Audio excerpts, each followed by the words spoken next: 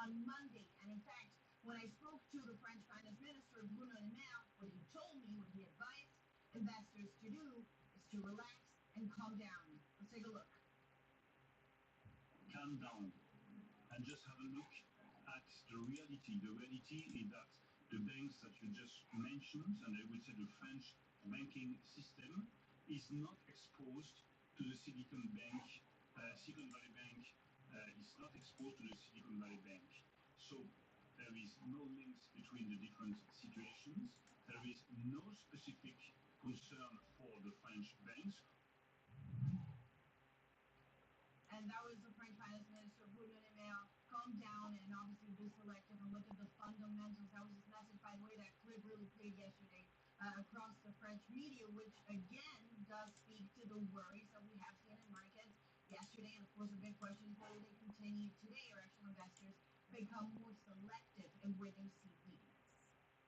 Right, and does it change the calculation? The ECB, of course, having that meeting later this week on Thursday. This has got to factor into the decision making, but they've been explicit around 50 basis points. Absolutely, and the timing for this, I mean, Tom, what a week. And remember, if you go back to the previous meeting, Christine Lagarde essentially said 50 basis points almost fully baked in unless, quote, something exceptional happened. Now, a lot of the ECB watchers that I spoke to yesterday, they still tell me they see this 50 basis points happening on Thursday. The question now is the guidance and the signaling when it comes to me. And to me, just on this very final point, it was very interesting when I spoke to the Spanish finance minister, Nadia Calvino, who told me in a context of market volatility, everyone, the financial institutions, the fiscal side, but also the monetary policy should act with a lot of prudence. Okay, Bloomberg's Maria today in Brussels. Really fantastic context in terms of the European response to this banking crisis, of course, ahead of that ECB decision on Thursday. Thank you. Let's bring in now Alan Higgins, CIO of Koltun Company. Alan, thank you for joining us in the studio. There's so much to hit here. What is the move at this moment? How reassured are you by the backstops in place by regulators? Let's start in the US with the Fed. Are you reassured that they can get a grip on this? The sell-off again, particularly those regional banks, was pronounced yesterday. Yeah, somewhat. A little bit disappointed there's not an outright buyer. Having said that, the bonds, which are not protected, are trading at about 47. So you might think surprisingly high. So the market is putting a value on residual SVB, but a little bit disappointing that an outright buyer hasn't come in. But I like Ken Griffin, allegedly figure. I think the US has done the right thing because it would have been absolute carnage not to protect depositors. And in terms of, if you like, looking at the moral side of the story, management and shareholders absolutely suffering. So there is some pain out there. And do you think the contagion can be contained at this point? They may need to do more. On the surface, that 25 billion kind of repo facility at par. So you own a bond at 90, good news. The Fed, the Treasury, or the Fed on behalf of the Treasury will take it off at par. But 25 billion seems a bit small, so maybe they may need to go bigger on that. But look, a little bit surprised. What hasn't come out is this was an old-fashioned way to lose money, buying too many longer duration bonds. I'm surprised that maybe they haven't seen it. First Republic and the rights haven't come out and said the duration of our bond portfolio is X. I mean, that's what the market needs to know. So maybe some more clarity from those regional lenders. Tie that in then to the concerns around European banks. Is it justified the sell-off that we saw yesterday? We saw banks selling off, particularly Italy. Credit Suisse has its own problems, and that fell about 10%. Are you still clear of European banks? How concerned are you about the fragility of the European banking sector? Less concerned because SVB was quite unique. One, ridiculously long duration. Two, uncorrelated, undiversified depositors that we know about. We don't really have that in Europe, so a bit less concerned. But of course, in 11-12, we saw Greek banks basically go under because of exposure to Greek debt. So that was a different scenario. The one-year Greek debt didn't work; it defaulted. So why Italian banks? You can understand that Italian banks have long been big buyers of Italian government debt successfully. As far as I understand, short duration. But again, it'd be nice if the banks came out and told us what their durations are. Short duration bonds, no problem. There's government debt and government debt. 6-month government debt, 1-year government debt, no problem. So a think SVB had a duration of 5.5, so 8-year maturity debt. Ridiculous. Okay, so the duration was concerned. Look, you flagged to us, Alan, in your notes to us, to look at loan standards. Yeah. Because this, for you, is an important indicator. I think we've got a terminal chart that can illustrate what's been going on. Just unpack that for us. So even before this crisis, senior loan officers did a great survey, only quarterly, unfortunately, being very correlated with credit spreads in particular, but was pointing to a large Uningiano. a lot of survey data was the same. Survey data being more pessimistic than real data. But imagine what that's going to be like now. I think there's about 5,000 US banks. Regional banks are really important in the States. So if you and I were running a regional bank, we'd be cautious, right? And therefore it's really going to hit the economy. Ironically, not Silicon Valley, they're fine.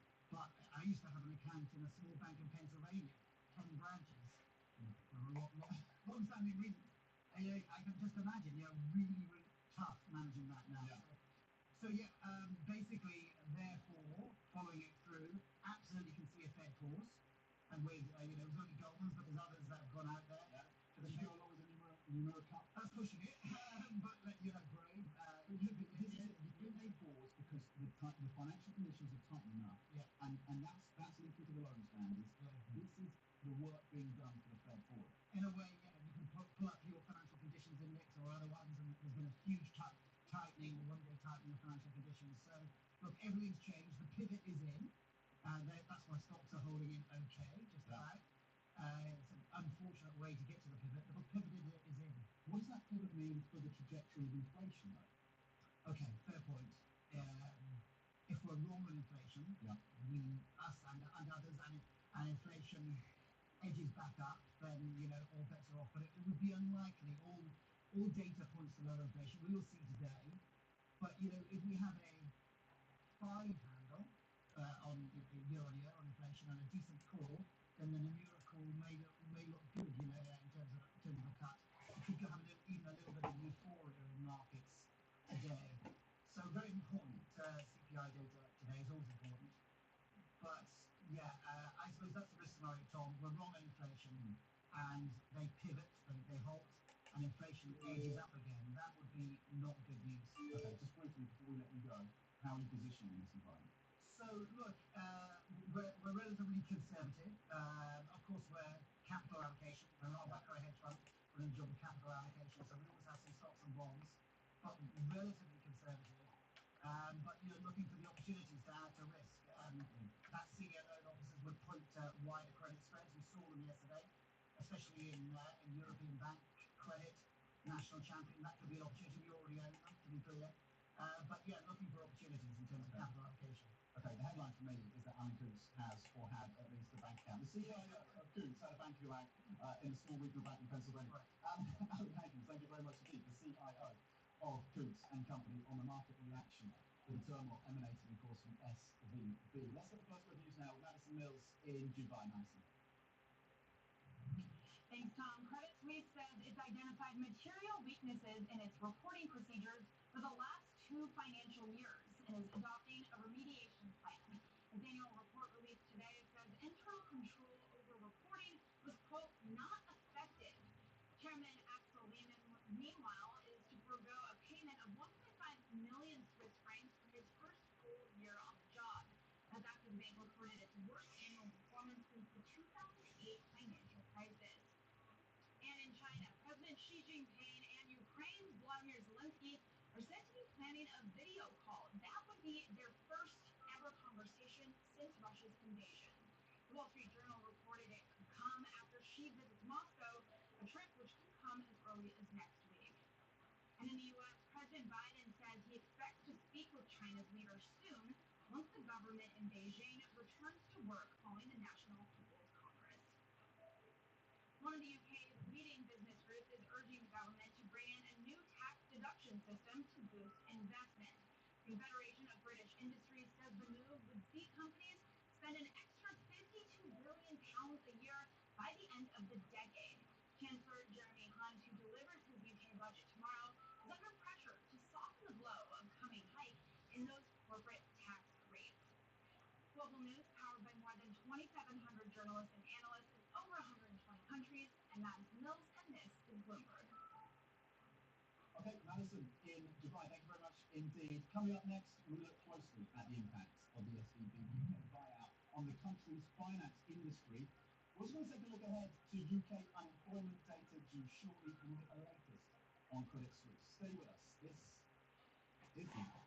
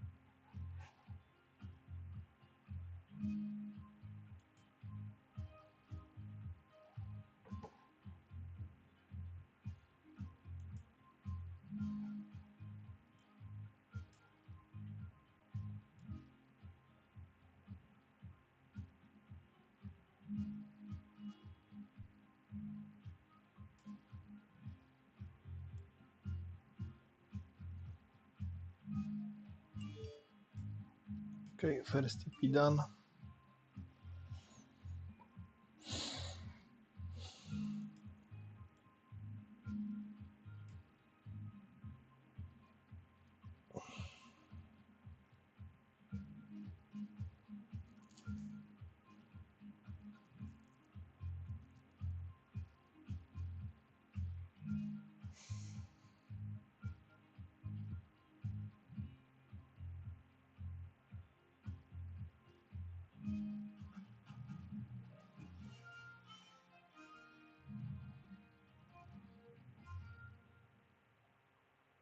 Welcome back. Now, the UK government cleared the way for HSBC to acquire the British arm of Silicon Valley Bank. City Minister Andrew Griffith told Bloomberg that HSBC was given an exemption over rules that don't allow certain corporate customers to be housed within ring-fenced banks. Joining us now is our Bloomberg UK correspondent, Izzy Burden. Izzy, what did we hear from the City Minister there?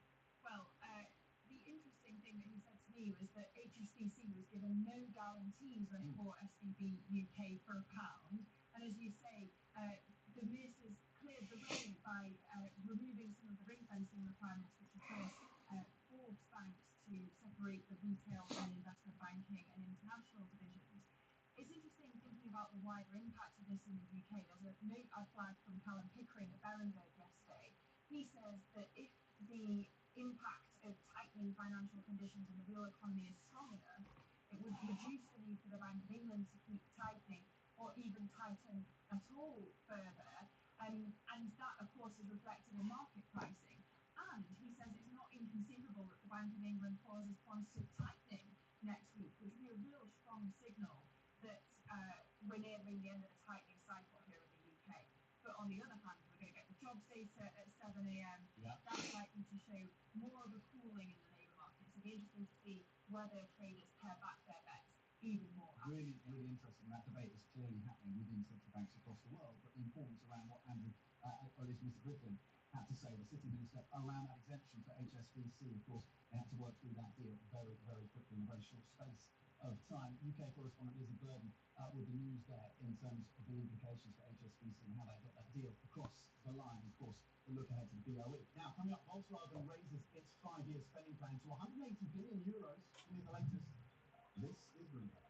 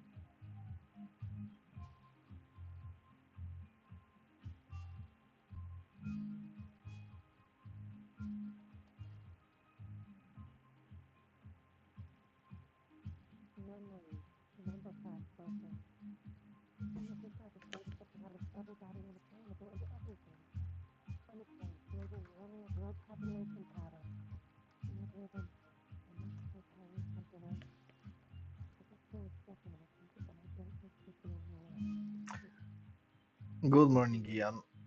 I can hear some sound, but I'm not sure if it's you and you got something with the mic or it's some background sounds.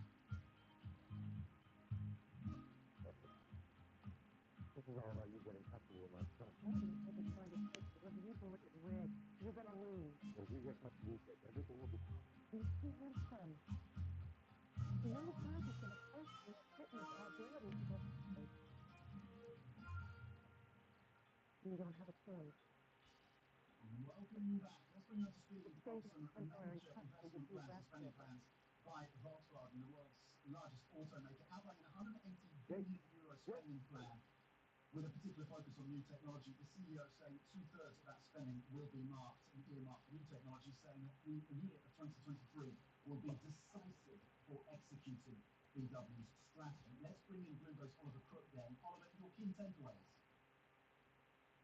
That's right, Tom. So we had pre-release earnings about 10 days ago. So those numbers we kind of had a good handle on. What we got today was the increase in the spending plan, a substantial increase to 180 billion worth of spending. That was up from 159. And you just look at the other news that came out over the last 24 hours. VW moving to build its battery plant in Canada. It gives you an idea of where that money is going to be spent. It's going to be all about electrification, software, and digitalization. So this is where all these big spending plans are going to go. This battery plant in Canada is the main focus. Okay, so far, the first EP done, I am break even. The reason why we're failing to make a new high, 200 is still red, and we're going below the 36.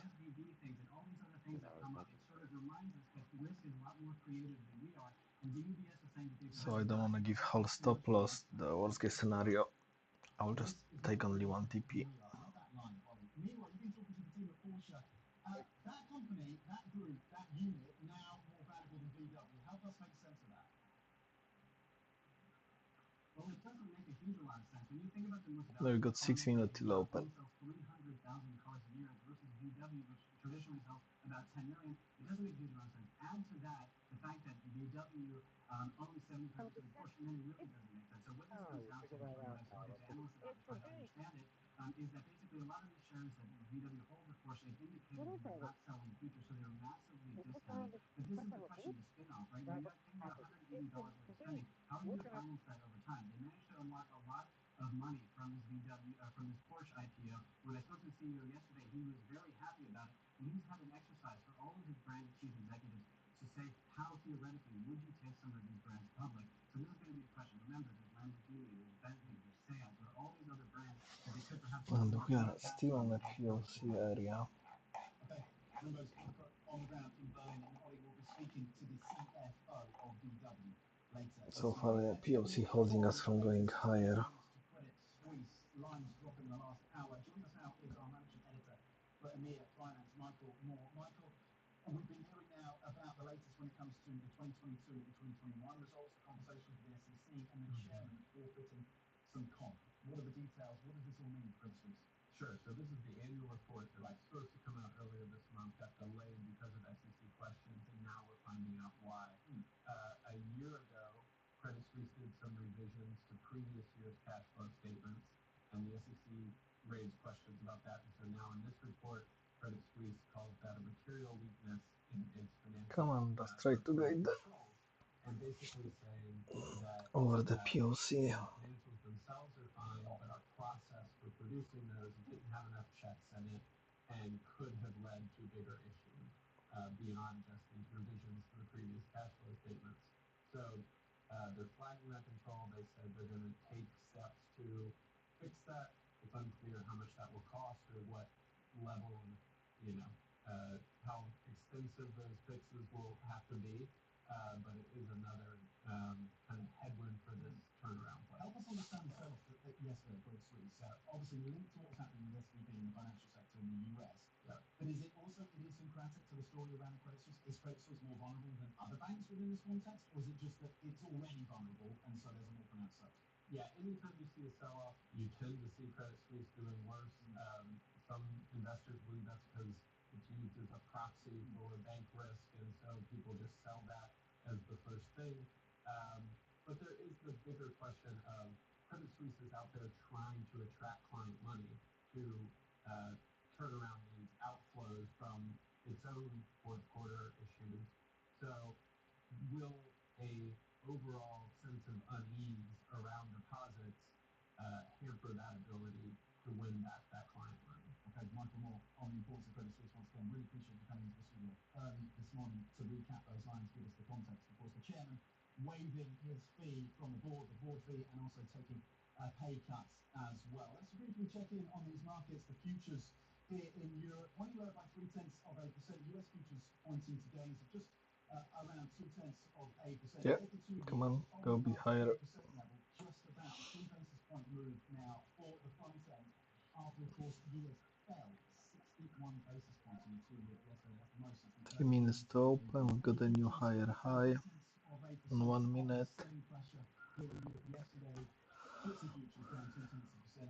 Over in Germany, the DAX down 26 points on those. Testing a view up and a session view up at the same level. Both of them are red. Second TP done, and now I'm moving my runner. Trade is break even. I took 40 points from it. 12.09. 12.0.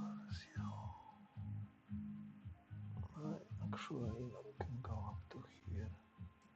22.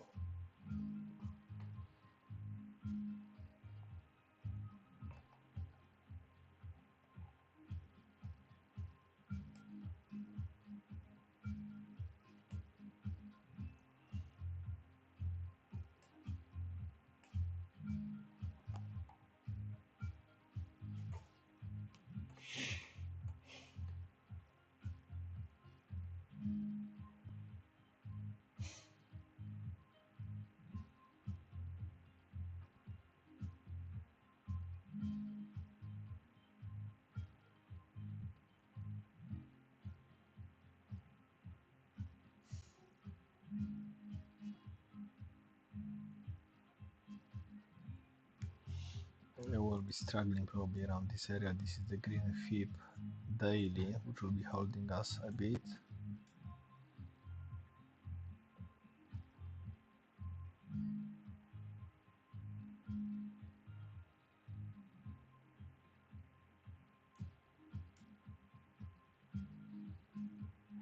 So you can see we're ranging the bearish momentum finish so far, but we don't know what's happened on open.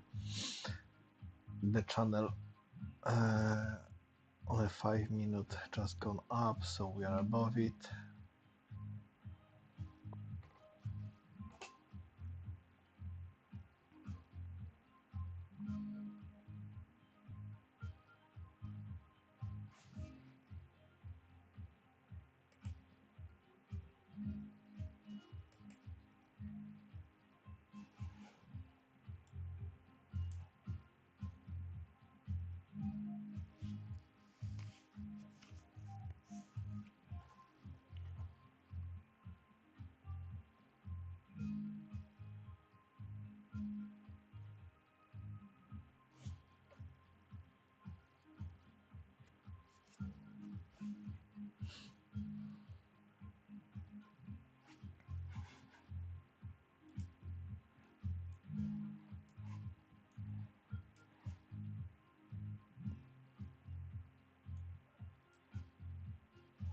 $200 just changed green, which is really nice. We are quite far from it and stretching the band.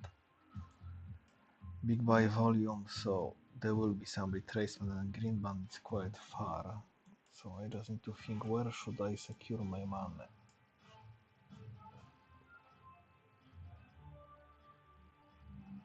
I'll probably just take profits now from it. Yeah, we test the box and stretching the band. Question is, I think so, that's it for this move. Problem is really we got a bump there, and not sure how strong the bulls will be.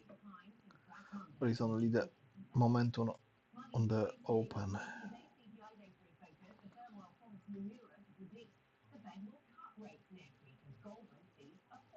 Future ECB policy is also very much in flux. Plus, Credit Suisse finds material weaknesses in its financial reporting as the ambassador's lender releases its delayed annual report. Welcome to Bloomberg Markets Europe. It's just gone 7 o'clock here in London. It is later than that in Singapore. Markets with us on yet another day, busy day. Mark, what are the markets saying to you? Good morning, Anna. Madness, chaos. That is what markets are saying to me. Look, normally when markets are really exciting, I'm kind of where I find one step removed. I'm like, damn it, I wish I was back in a trading seat. I most certainly That's a nice area to short if somebody wanna short it here. The reason why we're stretching the band.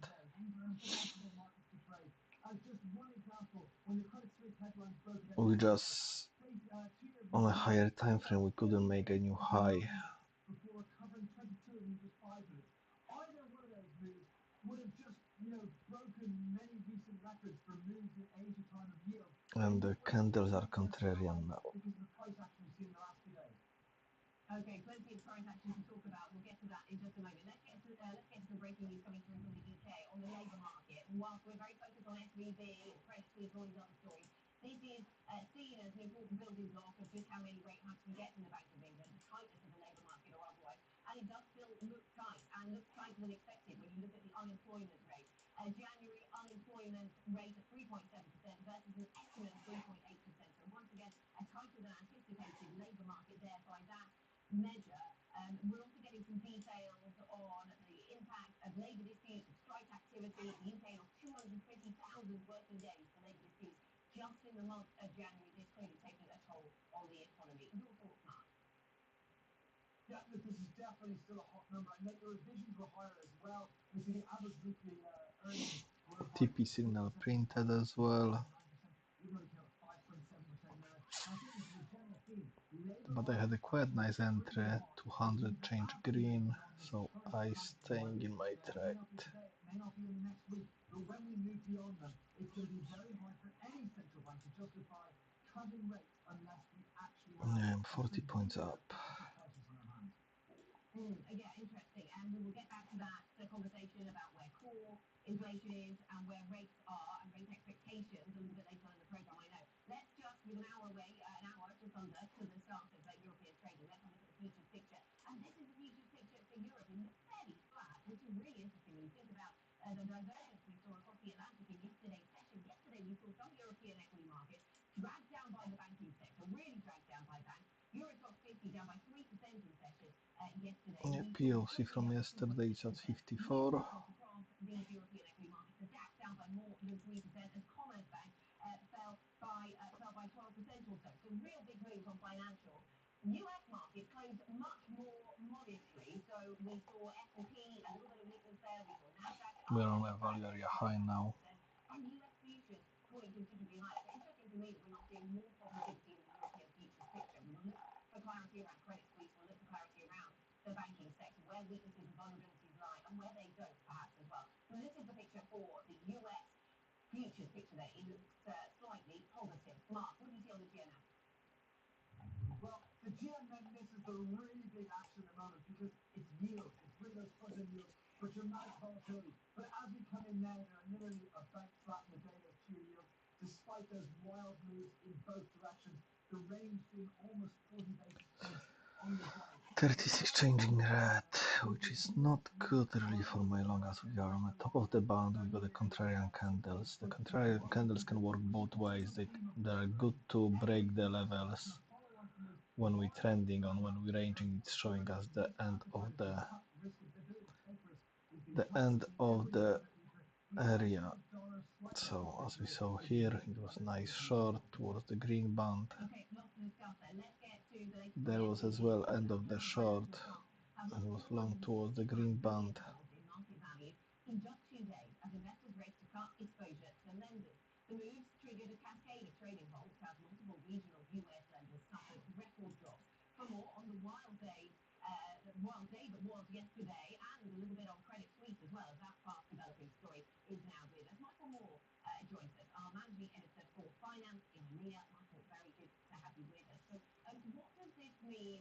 the banks, we've seen a suppress on ratings activity, or at least a watch on some ratings activity. We see substantial losses on the smaller, the regional banks yesterday. What does all this add up to? Yeah, it appears investors are looking for the next vulnerable bank. And obviously the Fed has stepped 1 minute change green, WMI. amounts of liquidity available. They're not in order for short or long. Not fail because of a short-term run of a small size, because they're trying to avoid the next SVB. But investors are definitely nervous out there. The fact that a lot of these banks have unrealized losses in their investment books, has some of them spooked because of the issues with SVB and Signature and Silvergate. But I think we're waiting for things to settle out. Moody's has put a number of banks on watch for downgrade. But I think the question is, what's going to be the spark that brings back confidence? Right. I mean, maybe the moves we've seen in Treasuries over the last couple of days might have made things a little better on the underlying losses front. A point that some have made. But no doubt investors just sort of selling first and asking questions later, Mark. Yeah, Michael, good morning. Tell us about the Fed investigation of its own oversight of SVB. Yeah, so they're looking into Higher time frame candles, they click off, I believe so. Yeah. That has been a big question. We wrote about the blame game already starting in Washington yesterday, and through the weekend. Why were these smaller banks not given the same level of attention? And there has been this feeling over the past decade, well, we have to focus on the bigger banks because those are the failures that could really rock markets. But we're seeing that logic questioned because this is very much indeed rocking markets. Okay, and talking of rocking markets, give us your thoughts, and we'll return to this later in the programme, Michael, around Credit Suisse, because the lines look alarming, and certainly Treasuries, short-term Treasuries, reacting to this was something really alarming. As Mark points out, actually quite a lot of volatility introduced to Treasury markets as a result of these news lines. Credit Suisse saying they found material weakness in their financial reporting. The chairman waving a pay award and taking a pay cut. Yep. What do we need to know about this news? So this is the annual report that had been delayed because of SEC questions. Now we're getting a little more info about what the SEC was asking. Another TP And it printed. relates to some revisions Credit Suisse made a year ago on its cash flow statements.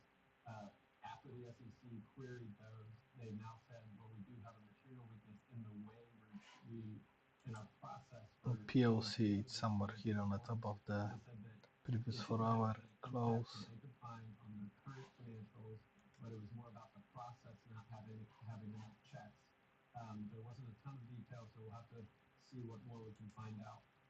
But it seems to be, they have to fix this process that they follow to pull together the financial reports, and that could be costly and expensive. Okay, Michael, thank you very much. Michael Moore, our managing editor for finance in EMEA, putting together a number of finance themes for us. The aftermath of SVB, which certainly took its toll on European banks in yesterday's session, and what we're seeing on Credit Suisse right now. Let's get into the markets then, Mark, in 3 minutes. And let's start right there. We saw a lot of volatility in Treasury markets as a result of those Credit Suisse headlines. I suppose it's difficult to understand material weakness. I mean, it depends, I guess, if it leads to any material revisions. And at the moment, it doesn't look to be the case. It looks as if it could Fund is going down, and we're trying to cross it. This is 4-hour time frame, so it will take ages to change something here. I was surprised that it had such a large macro impact. I think I kind of missed it. When the first headline hit, I went, whoa, and I walked off to get a glass of water. Okay, it's nice to see that the German market is buying.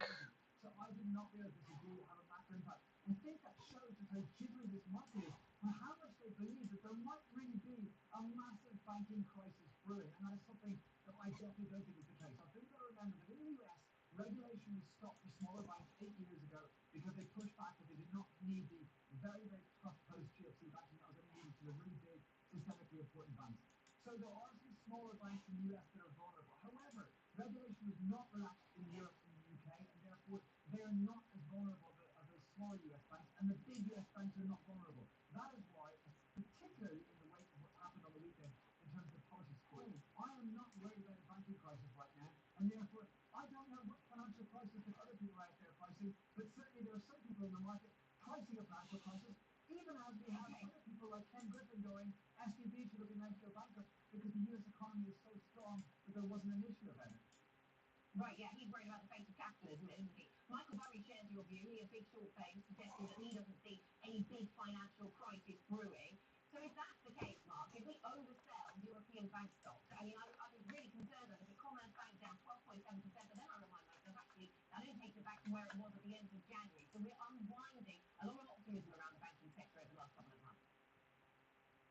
I think that's just the fact that what happened yesterday was about position clean-out. So only a week ago, the macro community got very excited about a turnaround of 6%. They were playing upside in yield. Now they've completely switched now. You saw yesterday to clean out a position, and you saw other favored trades get hurt. So European banks was an obvious one. Long FTSE, long Spain, long oil got hit massively yesterday despite a weaker dollar. Okay, the ES make a new high. Long Mexican peso was one of the most hit in the day. So really what yesterday was about cleaning out all the kind of favored macro trades. Where does that leave European banks now? Well, probably they're a little bit discounted, certainly to the story that we had a week ago, and we're still going to get more rate hikes from the ECB. What I think shows the chaos of this market is we have some banks out there, the same bank calling for a cut to the Fed, and at the same time they're saying ECB will hike 50 basis points out there, which shows there's just a lot of idiocy in this market right now. A lot of idiocy, perhaps. A big range of expectations around the Fed now, from cutting 25 basis points in March to hiking by 50 basis points. Briefly, Mark, are you still in shock? I'm a complete shock. And I still think there is zero chance of a cut next week. They might pause. I don't think they'll pause. They'll cut 25 basis points. Remember, the only thing that justifies a rate cut from the Fed now, the only thing possible, is a true crisis. Now, do I think we're in the So true crisis? our daily FIP, it's quite big from yesterday, Okay, more on Mark's thoughts on that. and we're staying. We cannot pass the top green FIP, so we are between the green Fibonacci's. Very limited exposure to the fallout from SVBs. Collapse. We will get more from leaders in Brussels. Plus, Volkswagen raises its 5-year spending plan to 180 billion euros. We will get the latest from the company today. Up next, we'll speak to Jennifer McKeown of Capital Economics ahead of US CPI data. That's due later today. Yeah, 50% is quite far away, so the retracement can happen on, or we will be bullish going up. POC to be tested from yesterday, it's there. Today POC is here, we are below the value area. Oh, I need to change the time here. It's -4, and why you?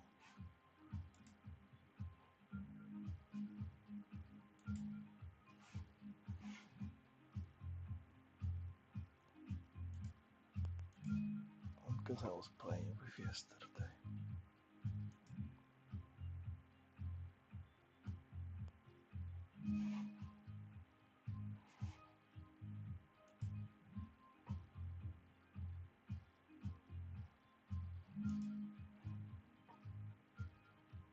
Yeah, now that looks as it should be.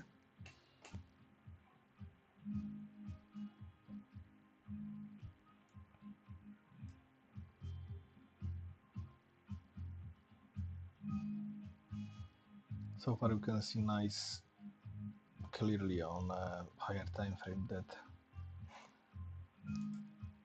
the birthday dawn allowed us to go above the FIB channel, which is quite big. Previous day FIB channel.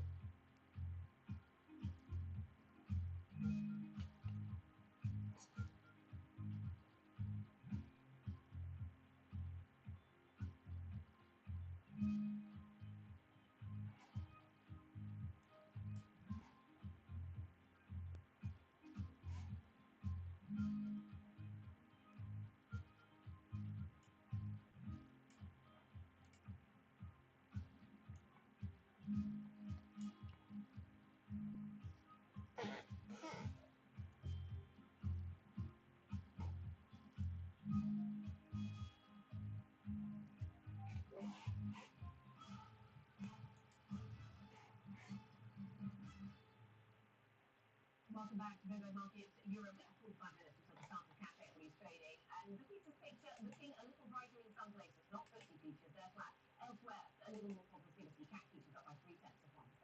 Now, EU finance ministers say the euro area has limited exposure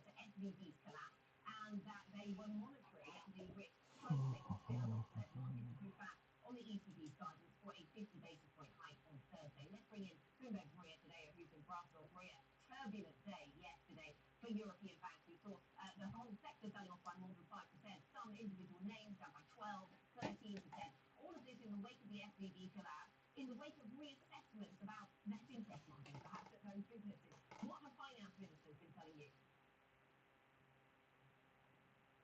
Yes, Hannah, and we spoke to many finance ministers, by the way, because this whole Eurogroup has been entirely eclipsed. Can we do the high low in 1 minute? I think overall there's three key messages that they wanted to send across. One obviously is that the And exposure this is the in bottom of the Europe is opening range of Frankfurt. to that of the United States, so they're manageable. Then the other one again is stressing this idea that there have been changes in the regulation and the resolution ever since the financial crisis in Europe. And then there was also this message, which I really picked up from a number of ministers, that a lot of this was playing out on the weekend. There was a lot of rumors also going on the Sunday. So perhaps what you got yesterday in the Monday morning session was a knee-jerk reaction to that. And in fact, when I spoke to the French finance minister, he had a very simple message to investors, which is just calm down. Let's take a look.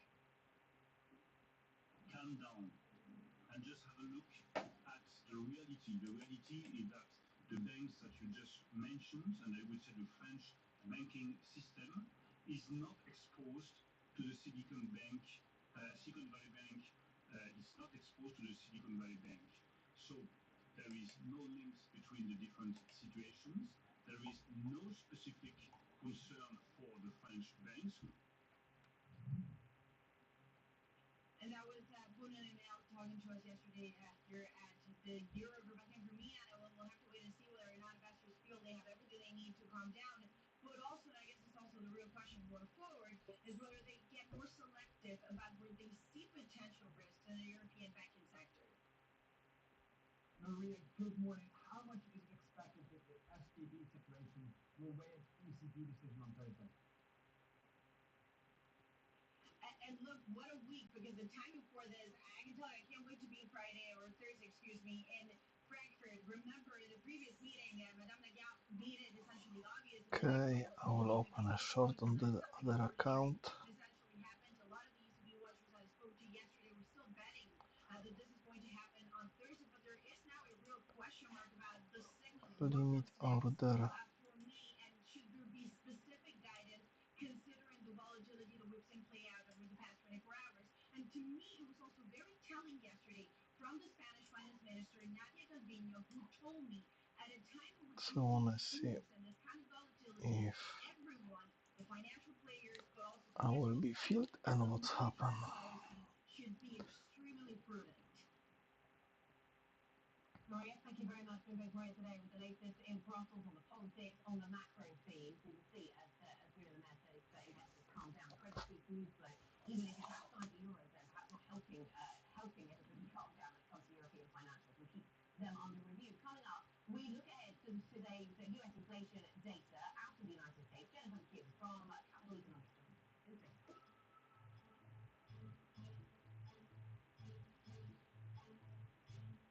Okay, I'm filled in my short.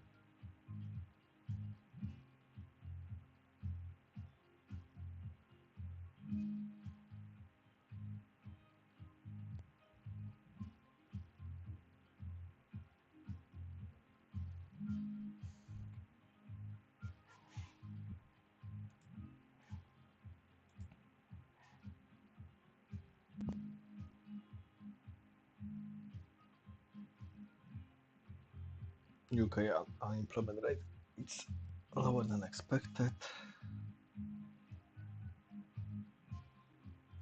Average earning index as expected, and claim court, it's much less than expected.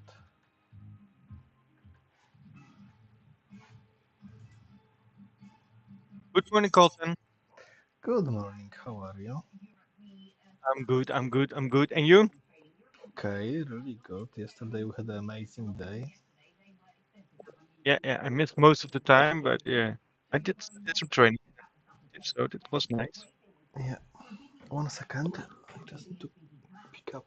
Kev, can I call you in 20 minutes, half an hour? Okay, bye, Bye. bye.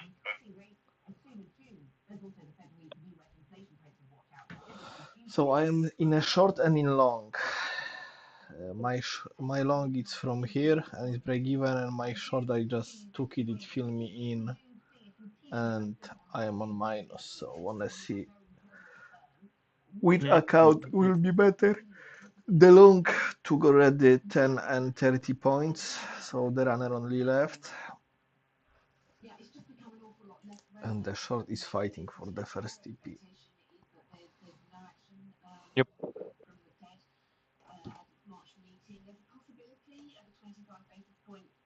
The reason I took the short, but I took it bit too late. I should took the short here when we stretched the band, white candles, and on a retest we couldn't make it new high, but I was sitting in my long, too bit too stubborn, and didn't think quick enough to open on the other account the short. Yep.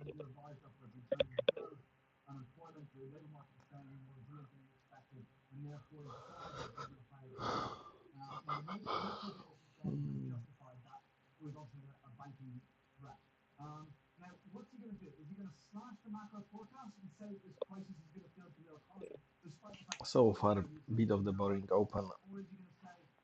Yep.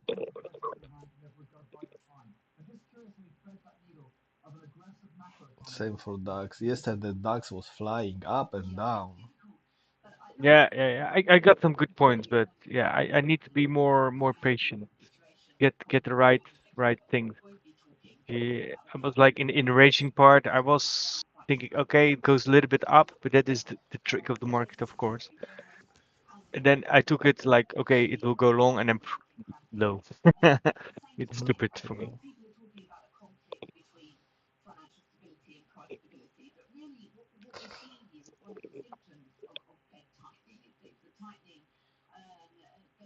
Come on, give me my 10 points.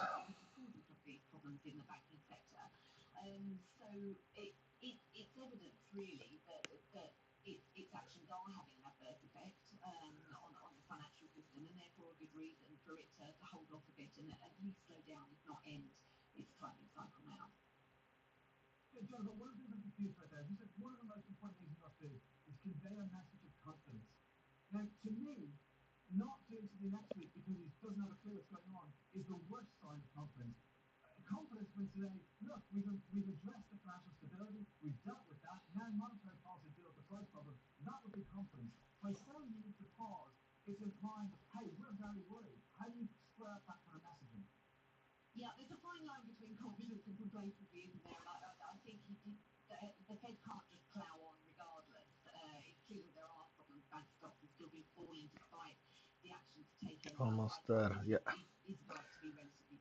Done. I changing my stop loss now to here.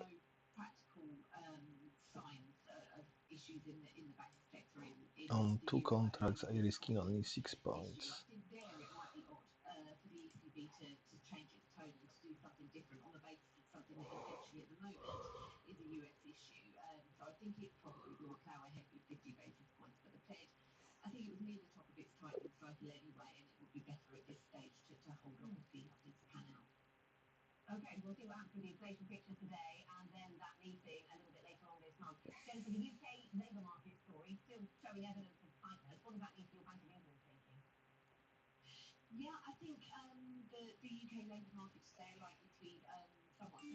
Out of my short, sorry, out of my long. Nice. You're on fire.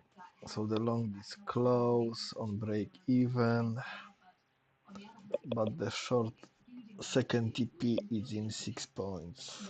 Don't do that to me. Just give it. For the Bank of England's comfort. So I think there too, there's probably a little further to go. But it all depends on how the economic data pan out and also what comes out of the budget later this week. If we're to see a big fiscal stimulus there, then that might change the bank's thinking a bit. Jennifer, thank you very much. Jennifer Keaton McKeown, Capital Economics Chief Global Economist. Lots more on the UK budget, of course, still to come this week. Coming up, on the programme, markets are And the short, it should be quite promising.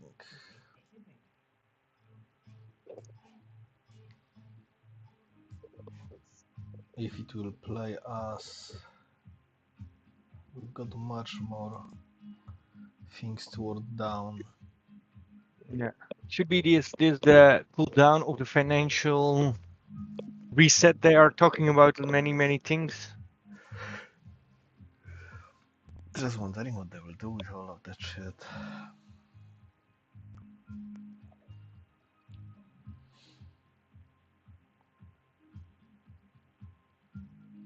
One of the reasons why I took the short, it was the bullish reversal line here. And when I see the bullish reversal line, it's perfect short for me.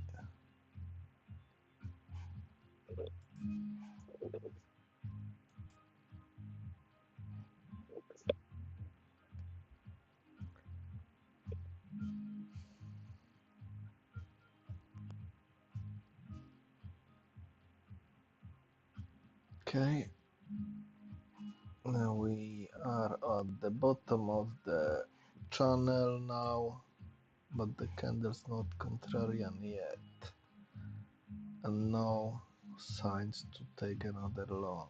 I'm break even.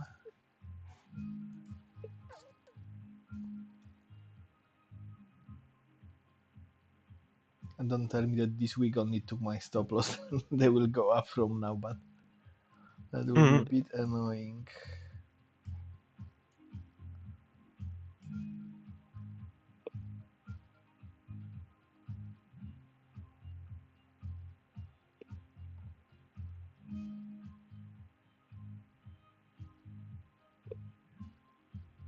Just wanna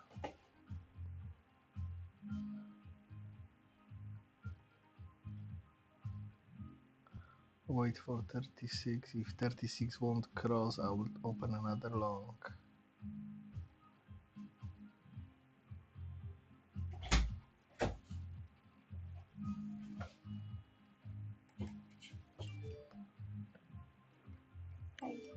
Hello. Okay.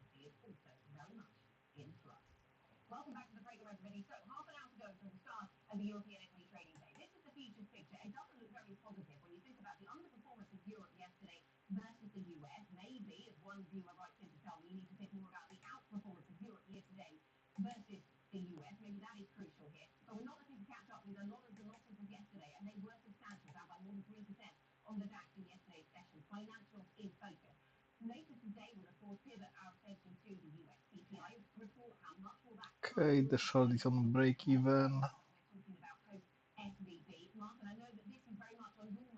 I'm not sure to do because just below it's buy volume. Yeah, this is why I go break even because as well the 36 wanna cross, don't wanna cross. I open Yep. small long now, but first TP is much smaller. It's from 82 to 89. Only 7 points and didn't give me even first TP yet. With a chart. The only reason we get a cut next week is because we are clearly in a major financial crisis. Now, that could be the case, but knowing that now, it seems very hard to see unless the bank that's predicting that knows themselves they're going to declare bankruptcy or something like that. It is completely bizarre.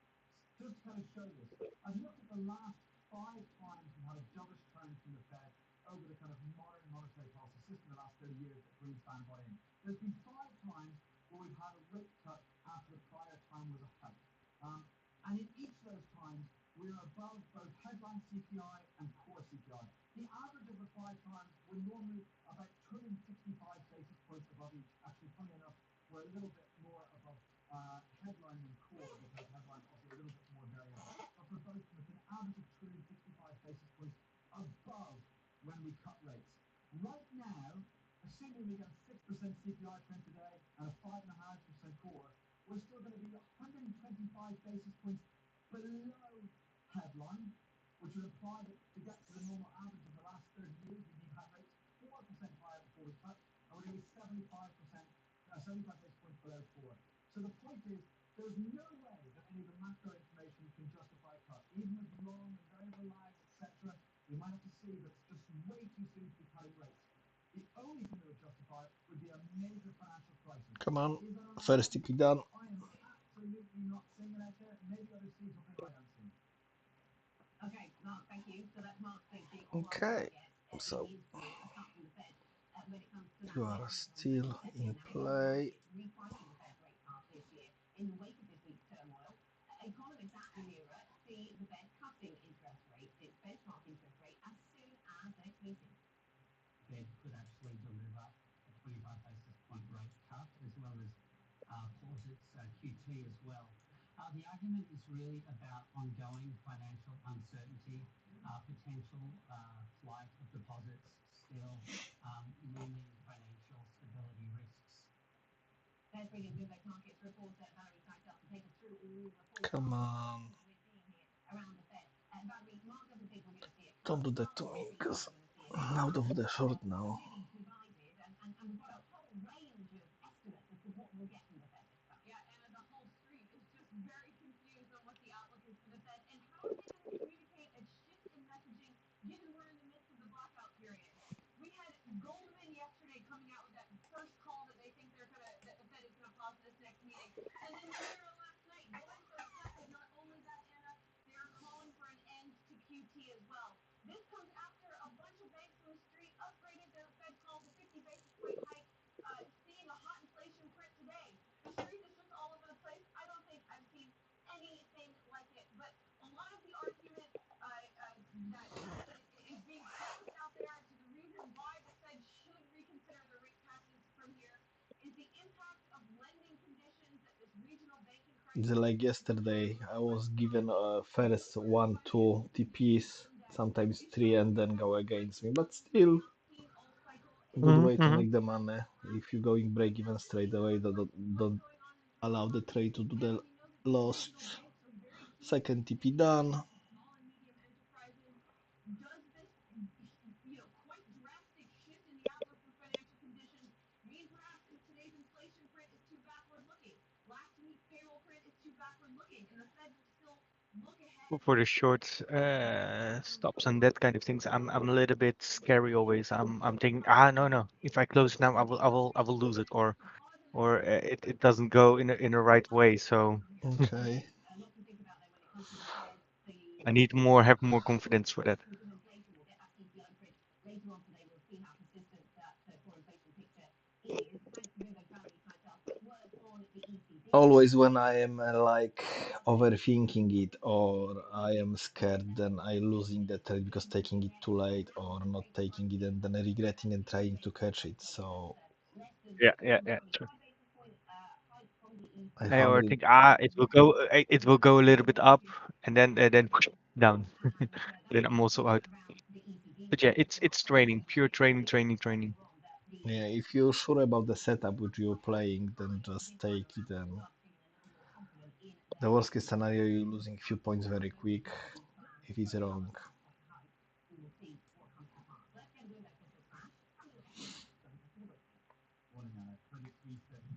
30p is not far. Then I will have a runner. And is adopting a remediation plan. Its annual report released today says internal control over reporting was, quote, not effective. Chairman Axel Lehmann, meanwhile, is to forego a payment of 1.5 million Swiss francs for his first full year in the job, after the bank reported its worst annual performance since the 2008 financial crisis. HSBC, which bought Silicon Valley Bank's UK unit for £1, is planning to inject £2 billion of liquidity into the business. Bloomberg understands CEO Oh, Quinn told London tech investors HSBC would commit the money to ensure business as usual continued at SVB UK. And Pfizer has struck a deal to buy cancer drug maker Seagen at an enterprise value of $43 billion. The price tag values the target at about a third more than its come on. closing share price last So quarter. we are on a 5 minute WMA. Pfizer's cancer drug And portfolio now really they are like in a mishmash. 5, 15 and 1. Where one is between the green and red. Bottom of the session opening range. It is called ABC, and this technology can be We've got as well the same old CS. It's on DAX, the many bearish reversal line solutions. on a 5 minute. Business Flash. Anna. Samuel, thanks very much. Samuel Etienne in London. Now, coming up on the program, Volkswagen raises its Okay, five-year target to DAX 180 on billion DAX euros. We'll also take a dollar look was at making a new high. next. Jason Bigger.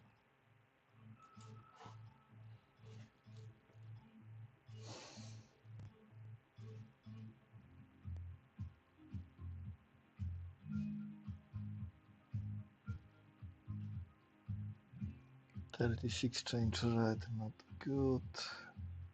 But on 1 minute still green.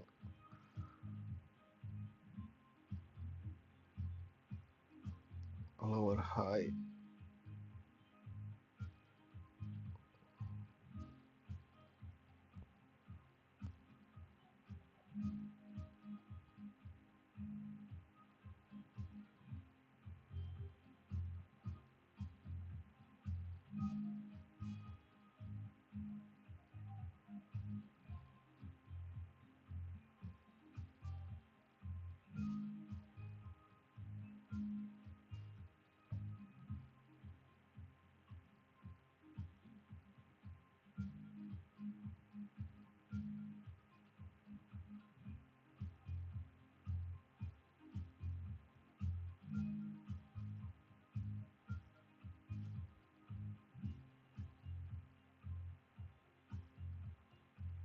It could be a little bit like a boring ranging session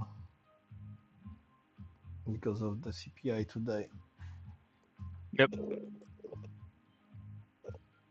Otherwise, there is nothing more interesting.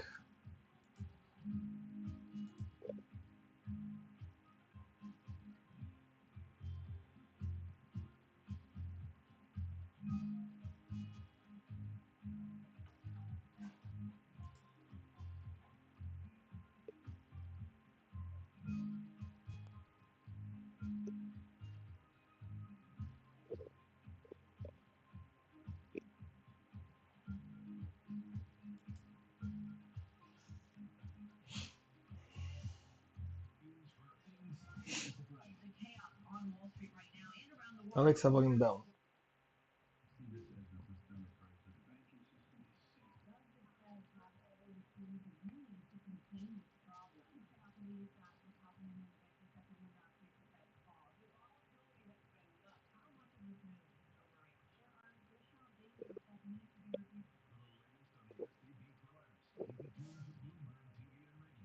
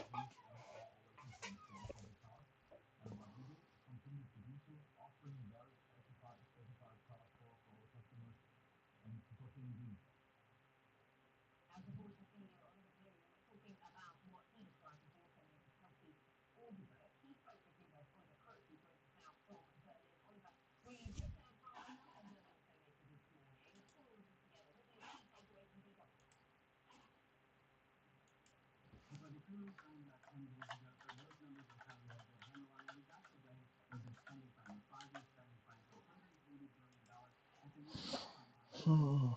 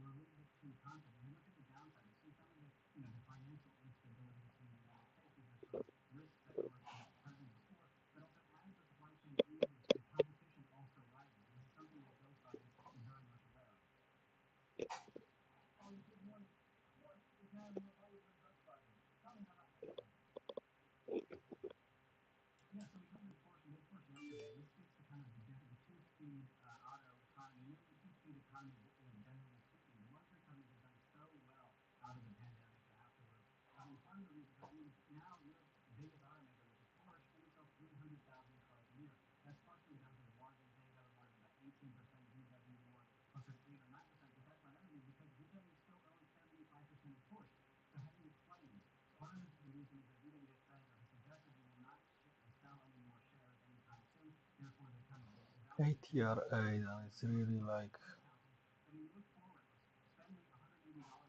nothing happening.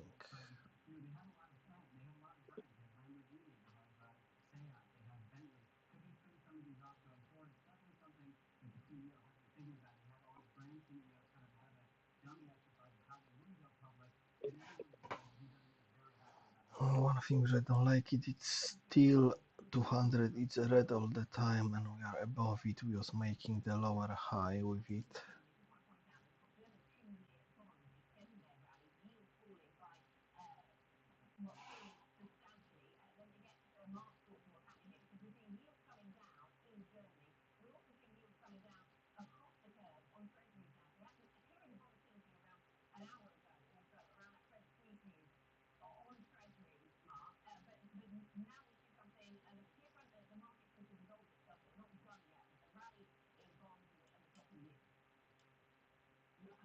Yeah, ATR for me is 10, but just what to say, there's some volume, but there's nothing.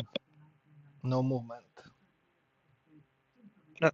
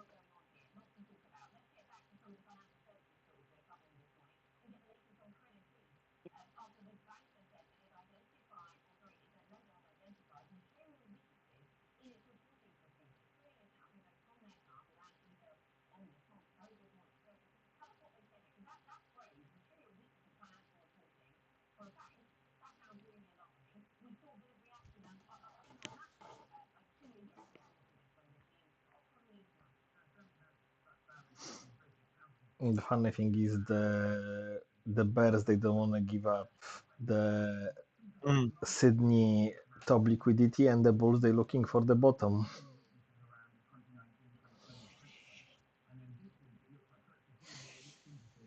But these days look like bears are much stronger, so I'm assuming that they really will break it first at the bottom.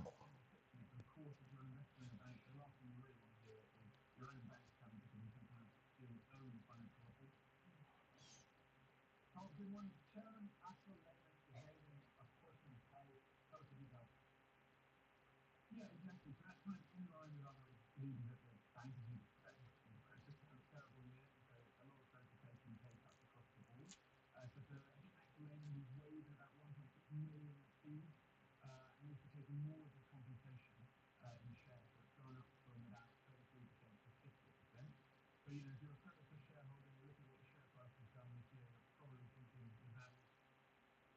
Okay, Tom, thanks very much. Dominic Martin, the latest on Credit Suisse. So what do you think about this? Obviously, financial stocks we saw substantial drops, down 9% for Credit Suisse yesterday. Qantas Bank down 12% also. So most of the stocks in focus today. And we will get to our stocks to watch shortly. Generali is one of those. Obviously, the global insurance provider reported fourth quarter results that have been better. More on that and other stocks that could be on the move next. Stay tuned to the tech.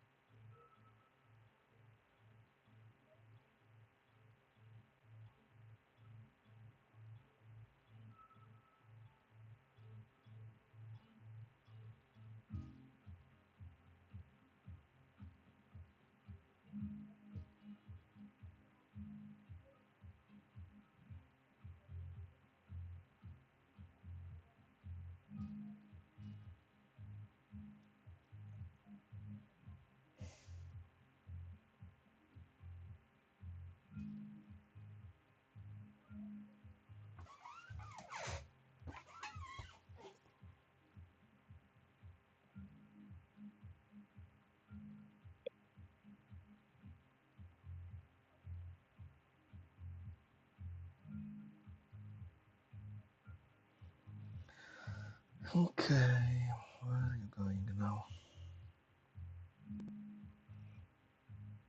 36 change green on 30 seconds, 1 minute still red.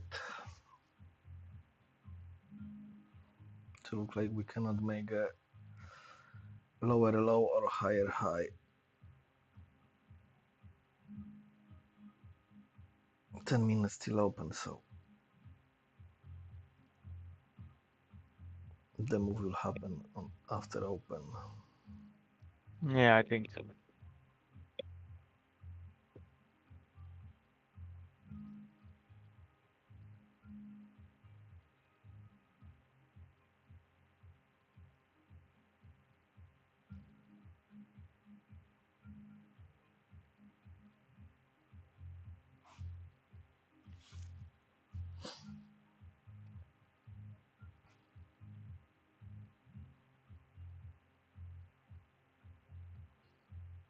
We've got a wedge on RSI, so yeah, it's clearly we're ranging.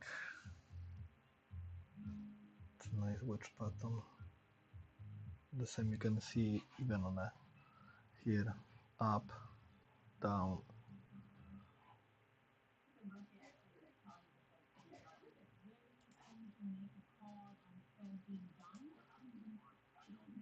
Certainly, if that's going to be 50 basis points, I mean, that's a great, great piece of work. I don't really care if they go 25 or 50 basis points. I'm not against pricing 0 versus 25. What I'm concerned about is whether we are entering a period of much, much, much tighter lending standards. The financial stability index seemed to be somewhat ring-fenced and isolated to a couple of banks. One bank, absolutely, and I'm sure maybe a few more, doesn't change the fact that we have inflation still above 10 here, and it hasn't come down.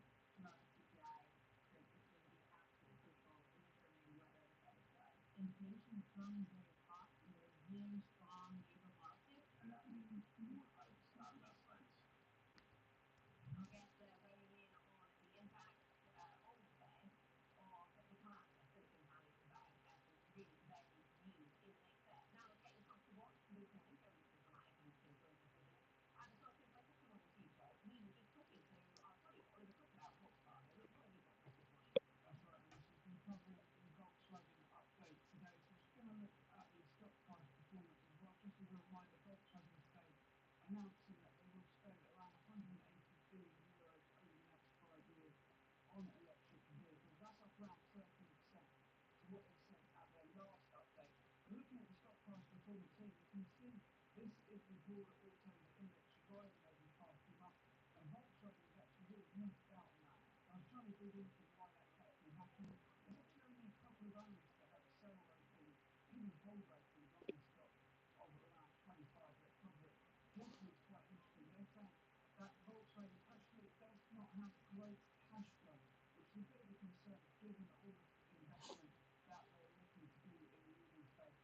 And that is, of course, the reason why this stock not really To rising. look like yes, we're setting up for the nice short on the open.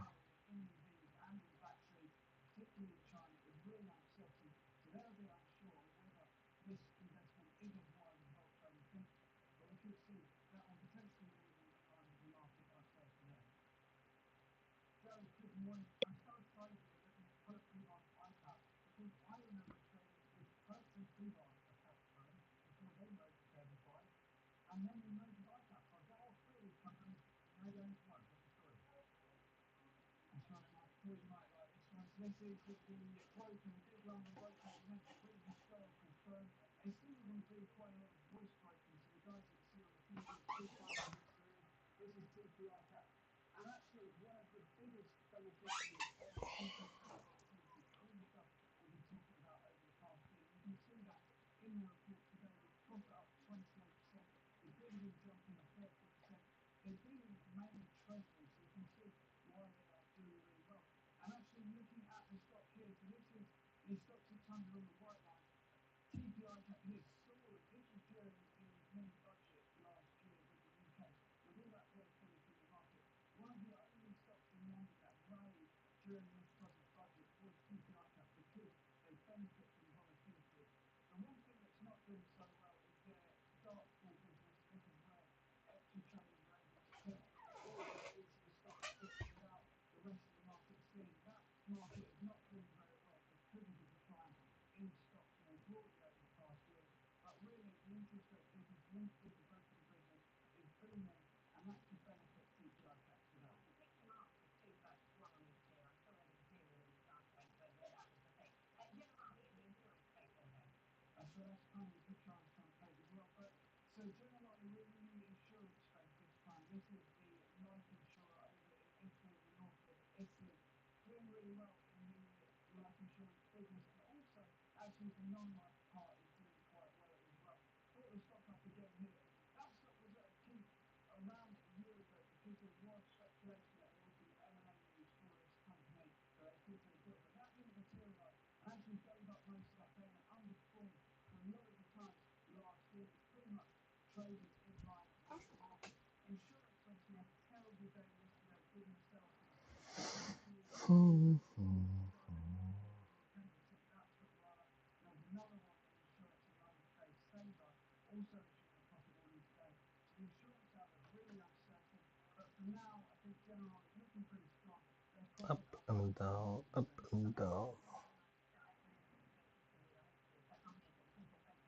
This morning. Just a few minutes ago, then, I saw the start of the market session, and it looked as if we might, I mean, earlier this morning, Mark, I wondered if today might look different, but we've still got those yield stories. That's the European story, that's also the Treasury story, and until that stops being the case, we still expect equities to be moving as well. Well, equities haven't weakened themselves in the US. Europe did really weaken yesterday. That was quite big passage Friday night from several European banks. But again, that was a key more consensus trade. You have traders had a European equity traded forward. And fundamentally, forward is still not fully priced yet, but maybe a year away. Okay, we'll keep an eye on US futures as the national data point a little higher, don't they? Up 2.1% on E-mini. The European Open is next. This is Business.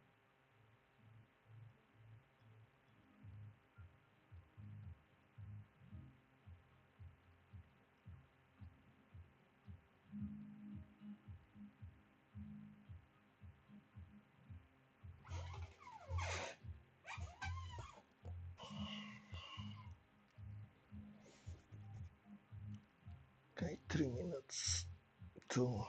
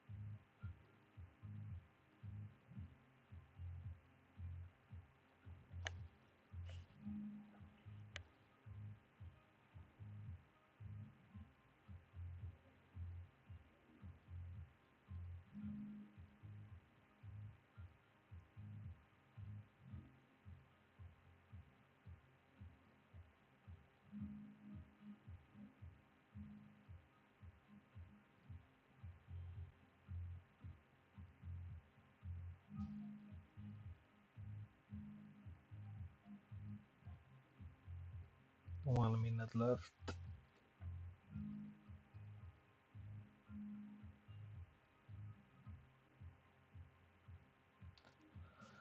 Come on.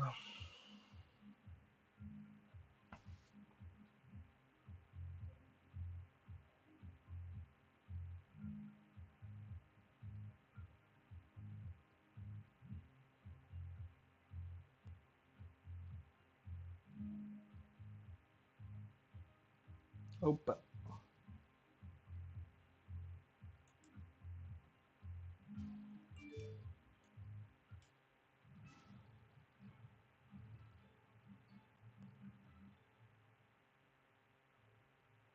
Welcome to the European market open everyone, and this is because of the start of cash equity trading of Thompson Aqua in London with Tom McKenzie. And here are your top stories. Global TP euro done. options Nice. as SVB 4-hour spread. The markets are waiting in Europe to predict the Fed will cut rates next week, while Goldman Sachs sees a pause. US CPI is also in progress today.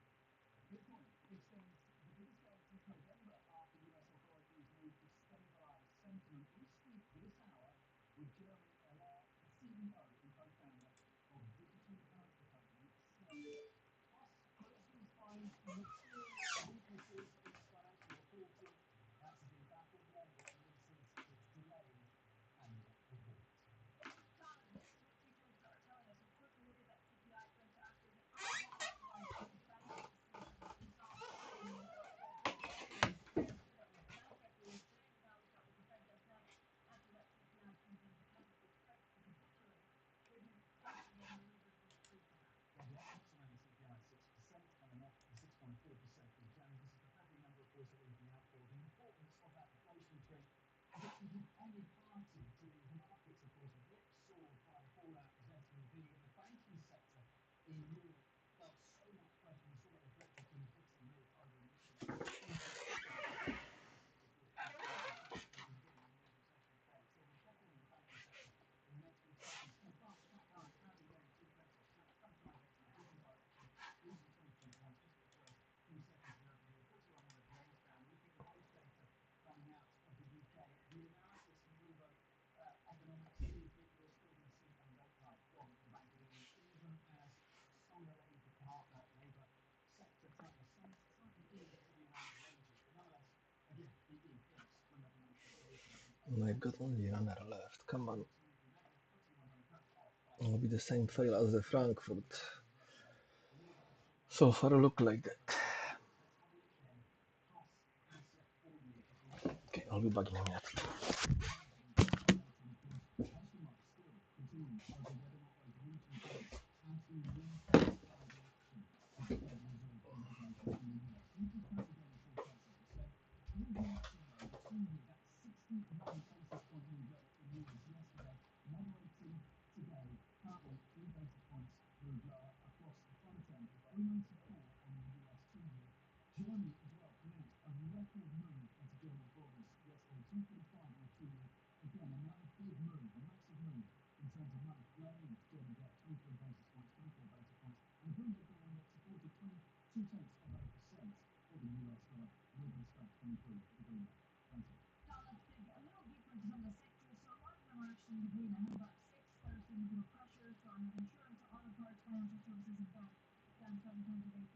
We also need to watch out for Credit Suisse yesterday. So I know they found some financial things that they're not reporting in the annual report right now. So we're seeing that stock under pressure overall. It's macro condition tightening that is forming without doubt the name of the game today. We saw that overnight and what that means for the sector as a whole.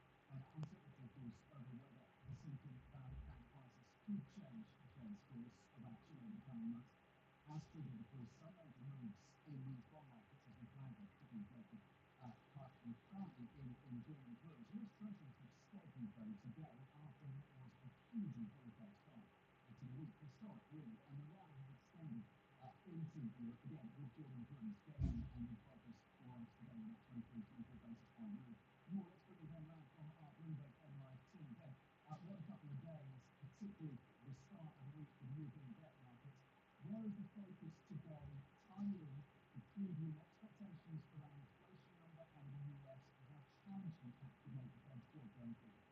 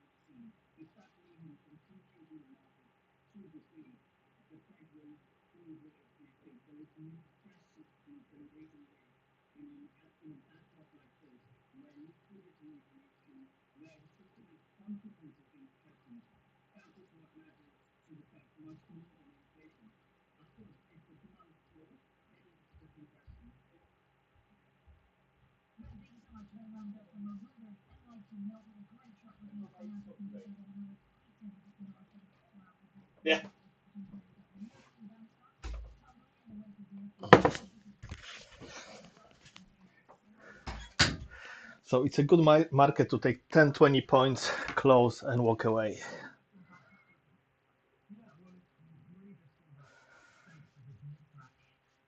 Ay, ay, ay. Yes, good training for me. Yeah, I just taking like I was taking 2 minutes actually on yes, and I closed it before we reached the top automatically because didn't wanna risk any profits. As I can see, we're Mm, I ranging. yeah, I took took a trade. It went up in mine, then it went just below mine stop loss, and then it went up. So I was too soon in. Okay. So I've got only one Now I'm in the contract long. open. Nice. I am in long too, and I've got only one contract left. This is still my long from here. So the runner is left. When we make the long, the new high here, it took my 30p. I just wanna make the new high, and we'll see what happened then.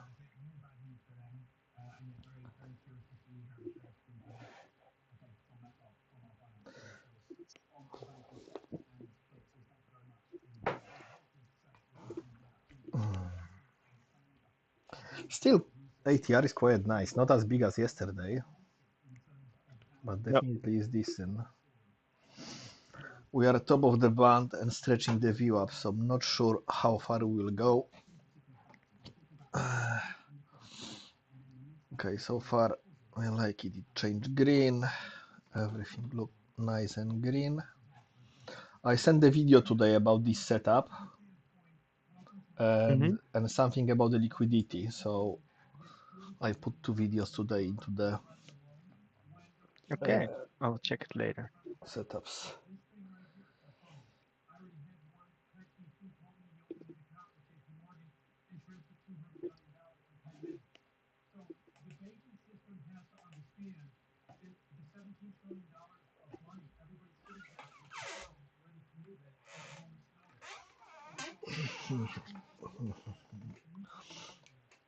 Can you really go and make this new high?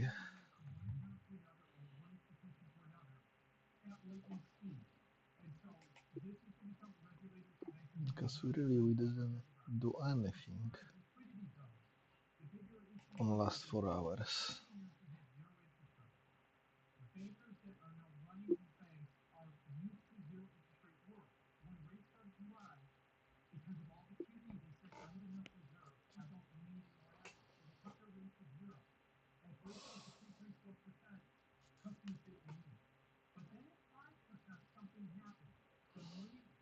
Okay, very big rejection by bears.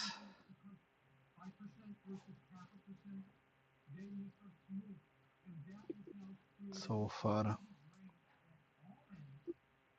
it looked like much bigger sell than the Bulls, how this is look like here on a candle.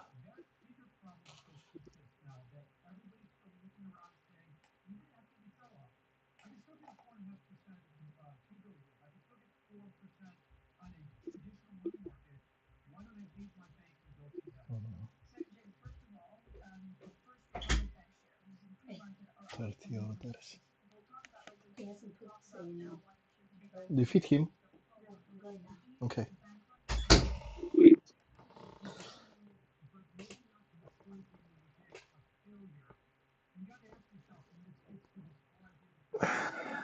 One is green now. It was red for a long time. Signal line, scalping line are green. My ladder is green. 200 changed to red. I'm not opening anything new, just sitting it's what I am now. ATR much higher, it's almost 11. You can see the candles how they start bouncing up and down. The size of them.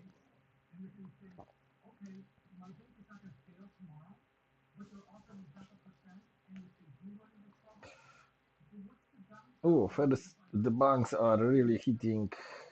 Yesterday there was really low, like a low, and today they getting it back. Like French bank, First Republica bank is 20% up. Okay, nice. So we'll see what they will change for us, but definitely not the best is happening for the economy, and they try to put the nice words to it. I'm thinking that people will. I just want to say that before, is this not the meltdown what they are talking about a long time already? Like. Yeah, and everybody was waiting for this drop from ES, and come on, this drop happening, like happening for last few months. Mm-hmm. So why they surprised? To make it worse. Yeah, but in the Looked worse. yeah, Everybody knows, but they want to scare the people. that's true. That's actually true. So yes, it's little bit better than NQ now because it's telling all the time. It's saying all the time about the 200, but 200 is red, so it's telling me that the short will happen, and each time we're making a lower high and the band it's lower. Instead of me going to the short, I just waiting for the breakout trade. So that was a nice short opportunity here where we failed with the new high. Another short opportunity here when we failed the new high. Everything was red, Yep. including view up. I took the second pike a little bit. Okay. Hey But now guys, it's going to the green volume. Good morning. Hi, Matt. missed the Morning. open. It's a Forgot that it's 1 hour earlier. yeah, it's a London Open. But it was 1 hour earlier, right? The earlier one was Frankfurt. Now it's a London Open. So yeah, if you can see here, you got the London Open now. It's 8 a.m. here in UK, and Frankfurt was 7 a.m. Oh, it was 1 hour earlier, isn't it?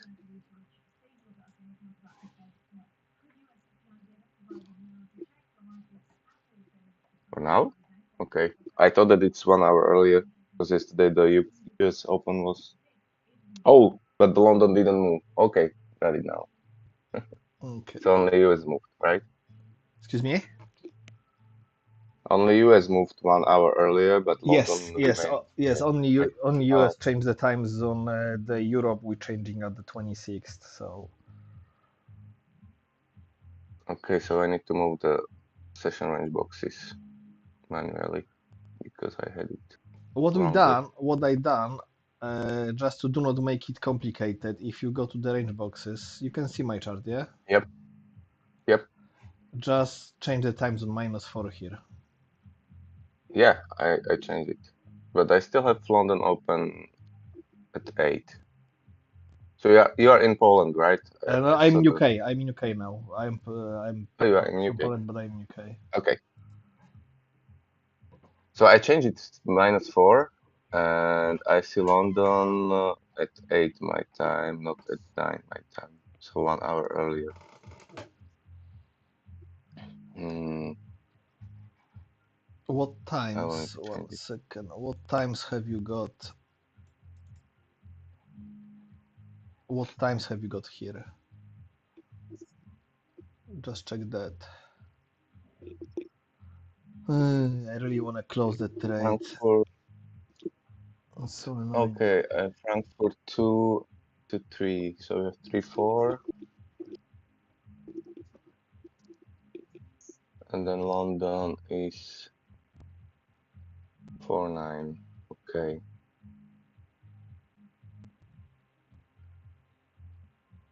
Yeah, now it's correct. Okay, thank you. No Thank you, thank props. you. Yeah, I also had like my son is sick from yesterday. He has chickenpox, Ooh, probably. So okay. slept with him the whole night, and so he woke me up a few times. So I'm super Chilling tired. at home.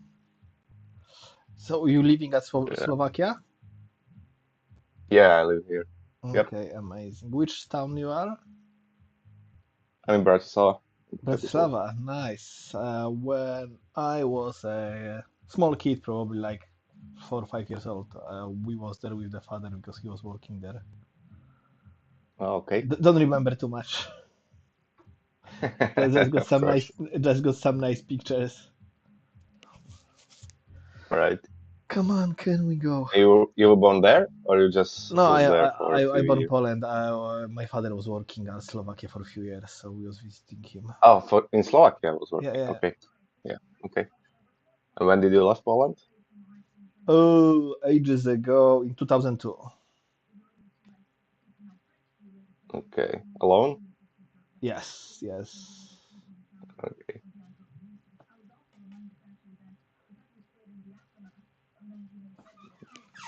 Okay. Come on, just make the new high.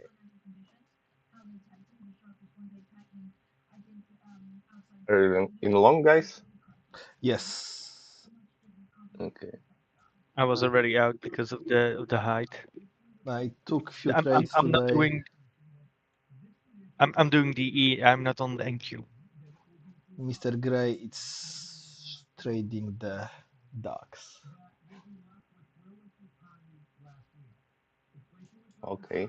Okay, I am out two from my long. We failing each time on a green fib, so don't care about it for now. If there will be breakout, it's not for me now.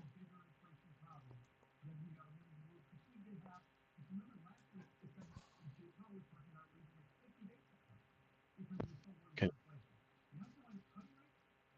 So far, all of the trades was nicely on plus.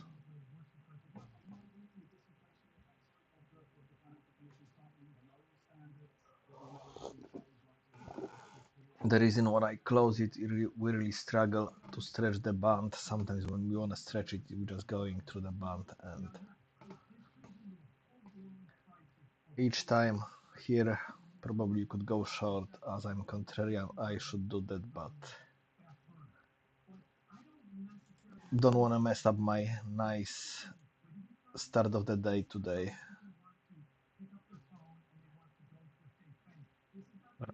But clearly you can see like what 12.1 candle. Whoa, 18 at 8 a.m. in London. That's a new reality for us.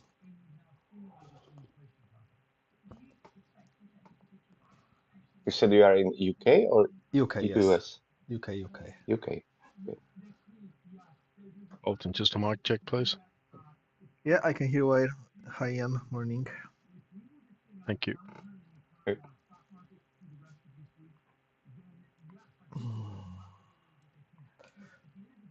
I would really like to see the price going higher, but there is so many things holding us. This green fib. I don't know if you're using the fib from Adam. It's the TWA Fibonacci. I've got set it up on daily, which catching a previous day and today. So if we make a new high or new low today, it's just adjusting automatically. So far it's on the previous day, and we cannot cross the green top fib and rejecting us all the time from here. I will be looking to go to the 50% weekly open or something like that. So far I close my longs. I don't have a very short bias today, so this is why I'm not taking shorts. I just scalp some small short here, and that's it. Otherwise all of my trades was long.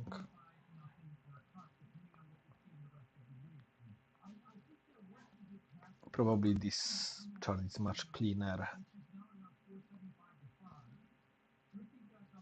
I'm just used to watching a lot of lines.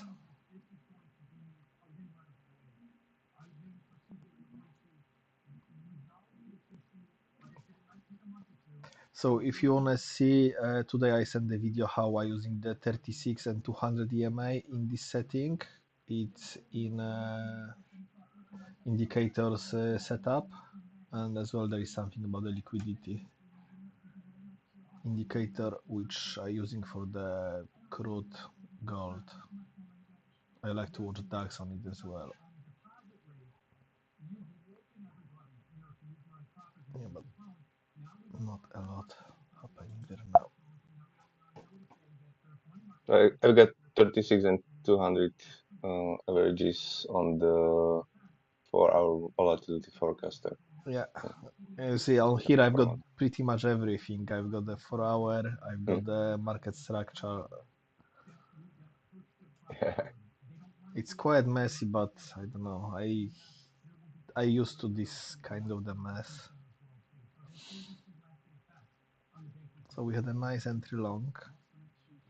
What I done as well for myself, I showed that in a video. From the streak candle, this is the ATR. This is the ATR, which is like a filter, and it's showing you like here, it's changing green. You should take a long. Here, changing red. You should take a short. Because it's so difficult for me to spot it there, I just put it as the line. I'll just put it as the line here. So if you can see that 200, it's red. We are red, and I am contrarian trader. 36 change green, and my filter change green. This is my entry long.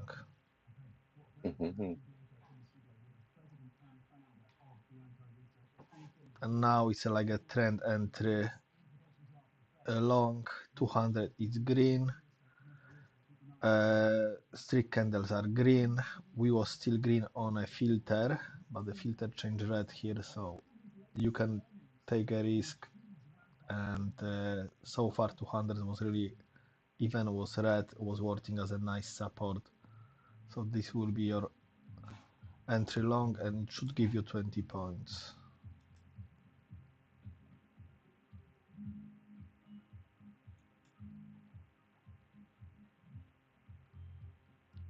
First TP is at 10, so this one you'll get definitely, but the second, if you got a 20, I think so. We should get it with this ATR. And you can see this filter here.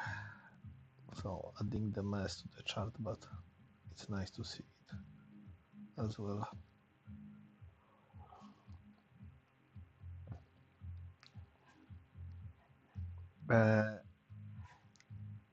Probably now that one won't be very helpful because the volume is a mishmash, but as yesterday or even today, earlier, when you had a direction strength oscillator showing us what's the current VWAP color, so VWAP is red or green.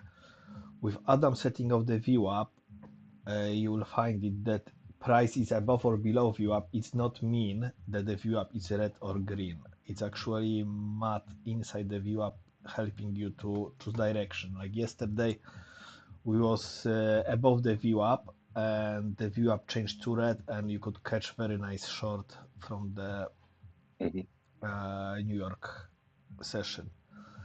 And here we saw we had a bit of the strength in bulls. They fade up, a bit more strength, and the strength was getting much lower. So this was mean the bulls they losing the strength. You can go long, and now there is a quite a lot of the fight. So this is why I don't wanna sit in a trade now. There will be breakout one way, but for me it will be like risking 10 points either way, which I'm not feel comfortable with it now.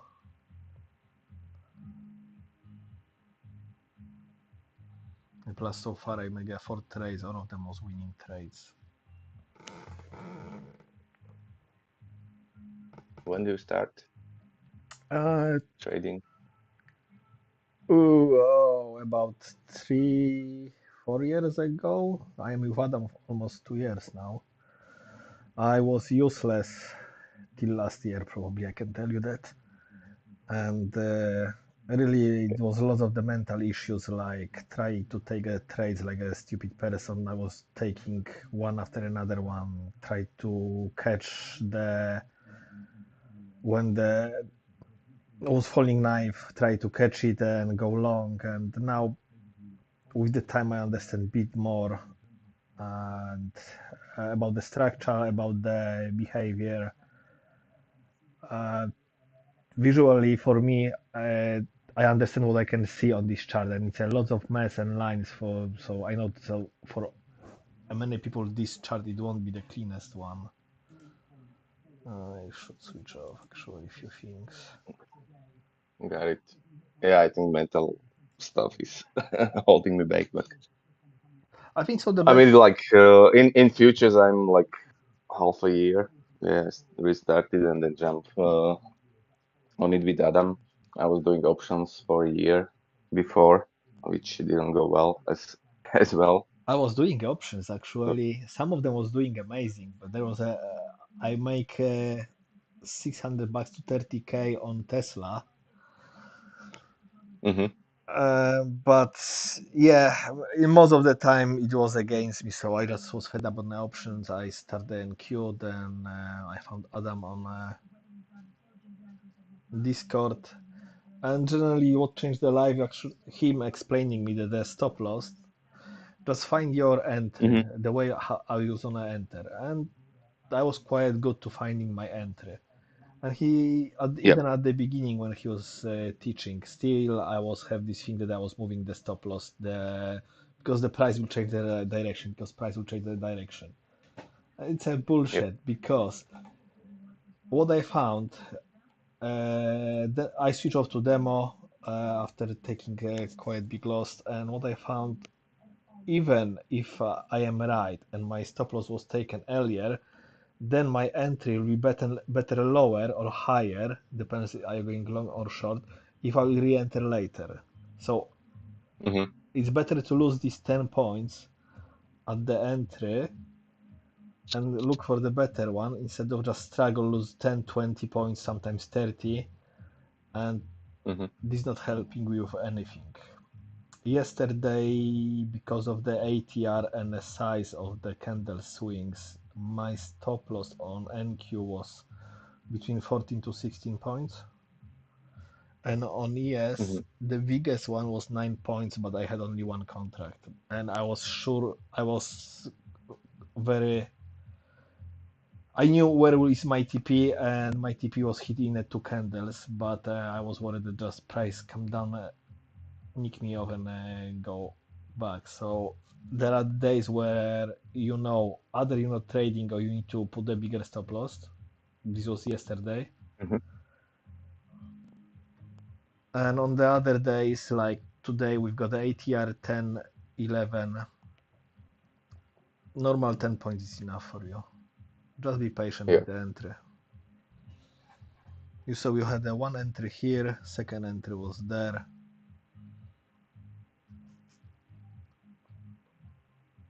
Yeah, I'm still getting used to this new setup.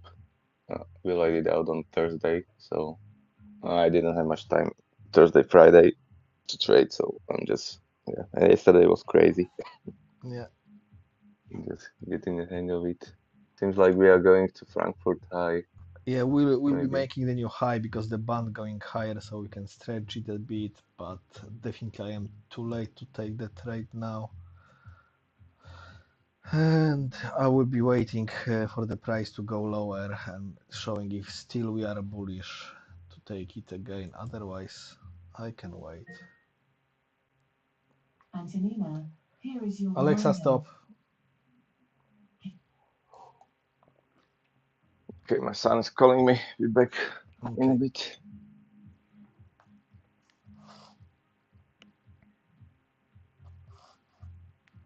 Good morning, DC. You are so quiet today.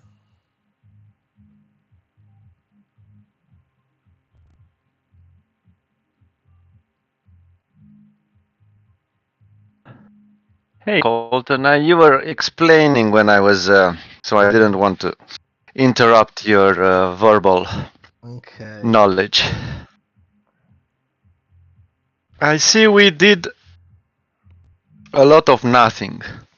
Yes, but I did a lot of the points. Very nice. Only you can do There that. was a 40, For me, he was a 30, if there was 20, I was nice, 10, so pretty nice. easy. For And the, me, if we're not trending, I'm like a fish outside of water. and DC, can you believe what I done? I just closed it here What? because this is a breakout trade and I didn't wanna just suffer anymore through that. Uh, no, but that was a good exit. What? No, the It was exit was good. perfect. I know that we will go higher, but I don't know how much higher. Is it worth to wait for it?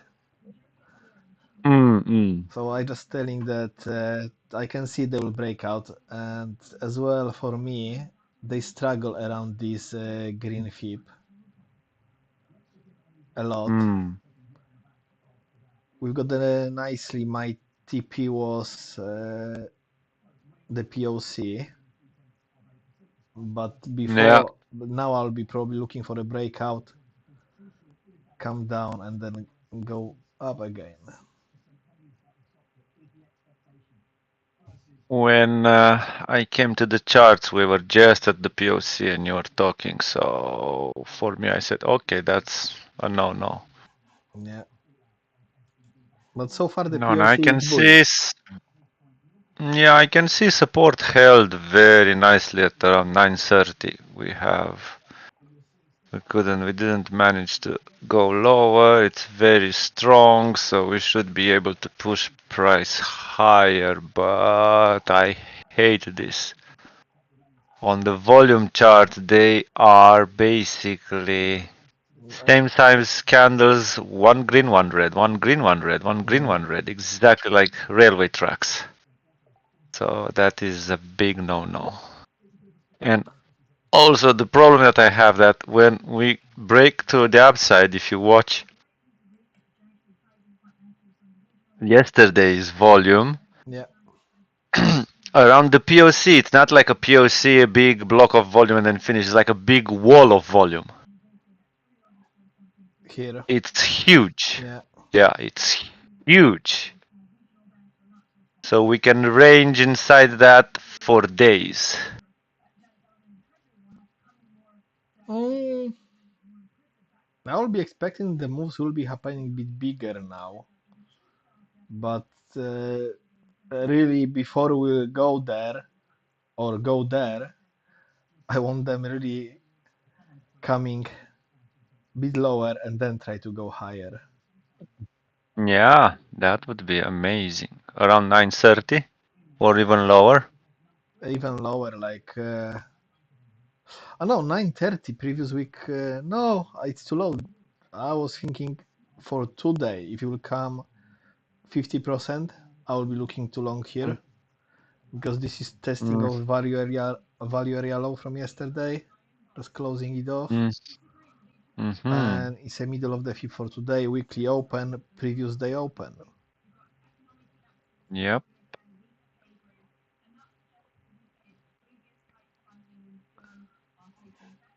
So as you can see, I come back to my fib levels, which I think so I like them They the work. best. Yeah, they work very fine. And as well, like playing with the fixed volume range on the swings, but Yeah. now as you can see, we are on a POC of that drop. On the big swings. Yeah, 15 minutes, this is when we start to drop, and I just extending it till now, because earlier on what I was doing, I was just keeping and putting the levels, Mm-hmm. but still pretty much the level didn't change. So it's mean that from there to here, all of the contracts are in this area. Yep.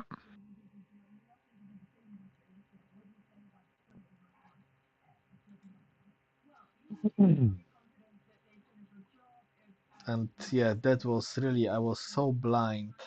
Actually, we wicked through 50. We gone almost to 61.8. Probably if I will remove the wicks Yeah. from the candles, just do candle to candle, it will hit the 61, and then was perfect.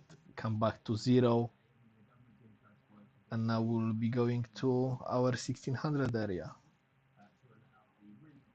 Ooh, we've got a breakout.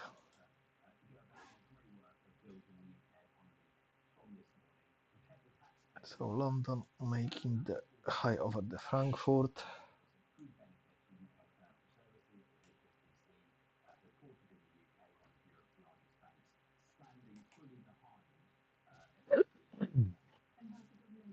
This was my final TP, but that's okay for now.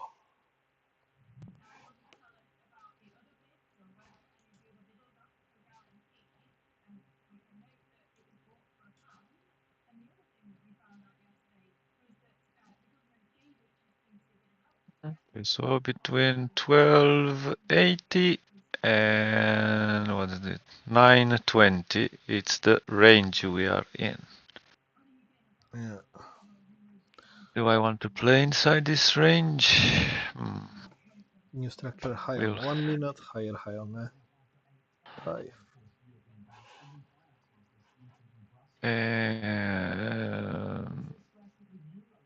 That's Sydney, okay.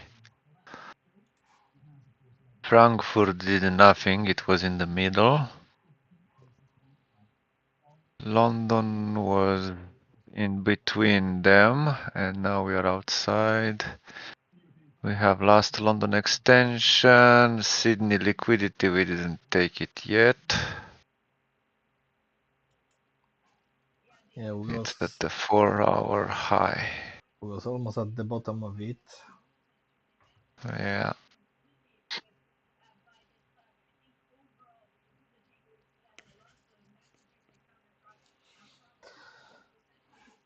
The green extension of the 130 MQH. So the green extension is 12130 from London. Ooh, gold start dropping. They failed to make the new high today. They fail on Sydney, they fail on London. The reality is that the banks that you just mentioned, and I would say the French banking system, is not exposed to the Silicon Bank. Silicon Valley Bank is not exposed to the Silicon Valley Bank. So Yeah, the box is playing some stupid game. there is no specific Sydney, yeah, why are you doing that?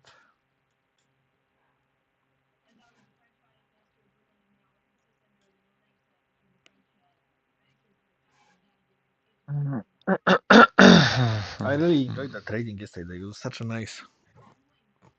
Yeah, yesterday was, well, Once you get the rhythm, Yeah, but I was need to like walk away from the PC, leave it, come back.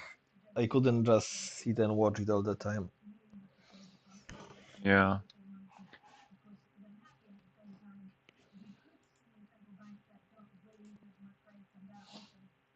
Okay.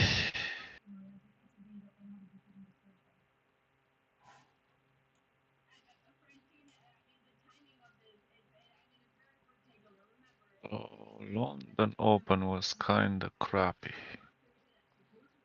Frank wasn't as good as well. Very wickety wickety. What you've got, Frankfurt. Just drop down and then go up. But this he don't complain because this is like a 40 points or more. Sorry, it's 50 Yeah, points. ATR is again very big. 50 points up, 50 points down. That's very nice. We have so many levels of structure here. Exhausted bulls. That was like 9. Already 10 points.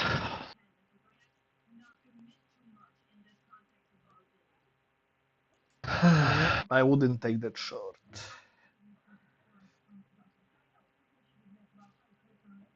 We're stretching the band towards the top, so I will be looking for the long, but I was waiting for the price to go a little bit lower.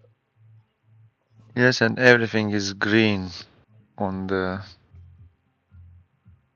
and bullish.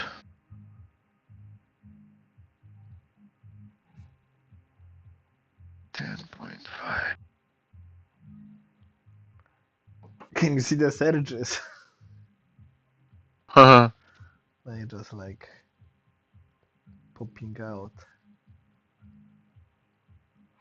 Okay, so if we're looking long, then I'm going to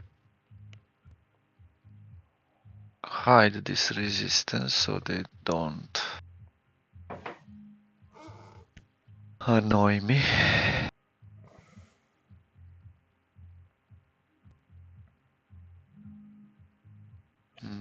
Okay, and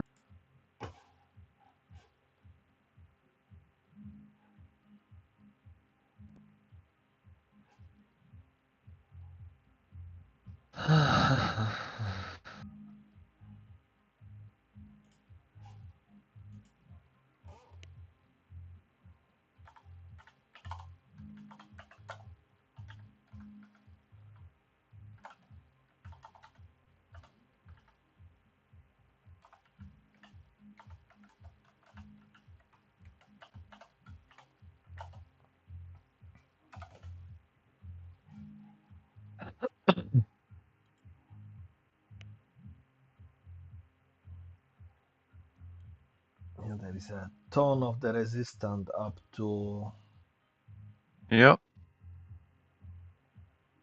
12,205, 12,200, but on a new contract. Got that. Now one more day. Probably tomorrow I'll just change all of the charts to the new contract. Because then they will be the same level as continuous one. But so far I can see a nice difference in the candles between the H and the M contract. Uh-huh. So there was a like situation today that actually on if I will take M contract it will fill me in, but because I was on H contract it didn't take my TP. Oh,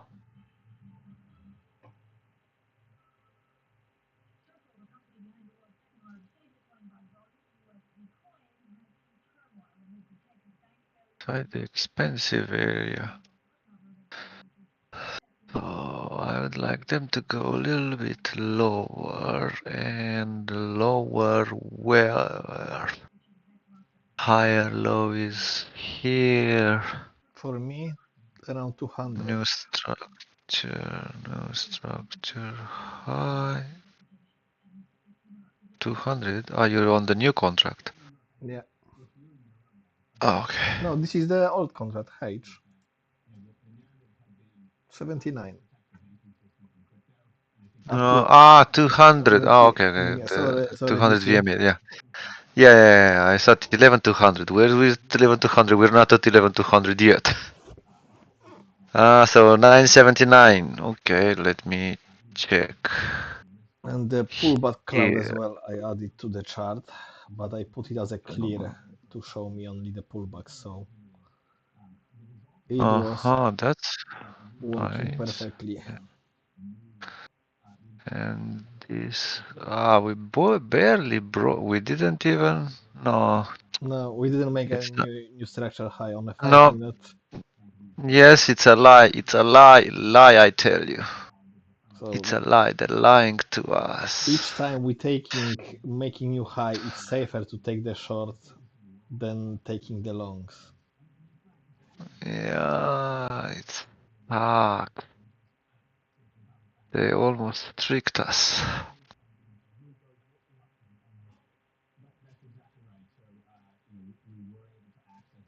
Now 36 nicely red. I will tell you when I will go short. You wanna go short first? I want to go short first.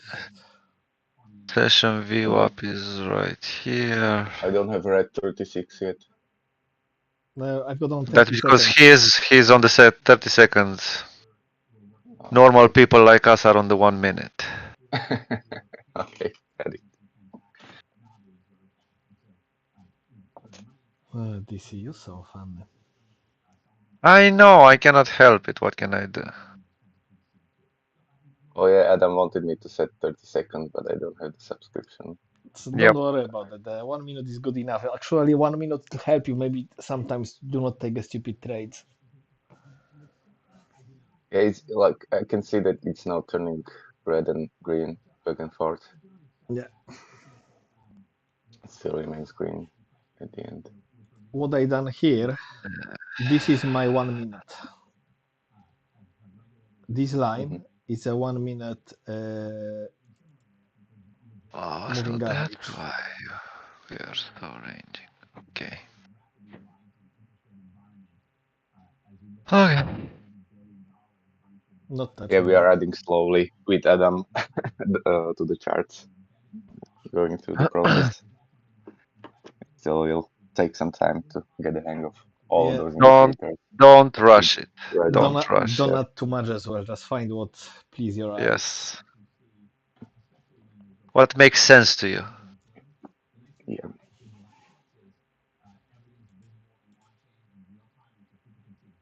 I don't have all the stuff that Colton has, which will make my eyes bleed. Come on. You know that this making for me like all of the things to understand what's happening. I don't Yes, I it's don't feel any very problem with clean. it. It's very clean, yeah. That's not clean at all. It's much cleaner than last year. Yeah, that one is clean. Yes. Okay, so let me just. So these are hard time frame candles, right? They are still Yes. red. Yes, that's still red. Okay.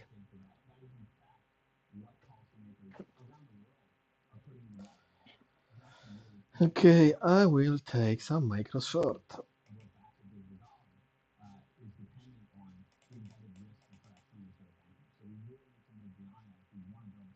I was thinking it will go to the Sydney top still. I think Just waiting for it's them not to that far fail away. it. I'm in short. It will eventually. I am 7 micros short.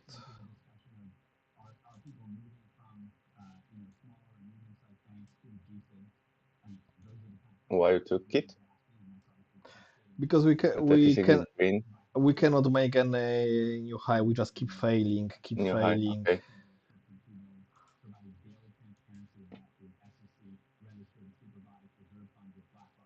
and because Or this is they bullish, tricked you. I took micros, not minis. Mhm. Ah, because the 200, yeah? 200 is green, yes. Yeah. Just have a look at this channel here. It's so much clearer. Let me see what we have here. He said, Yes, make the new high.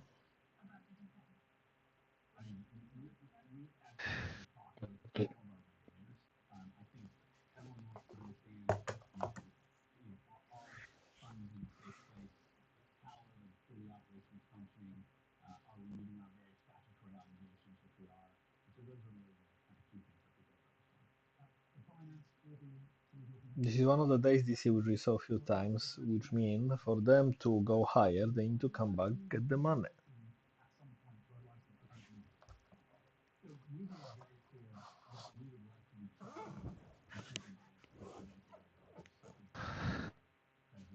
yeah.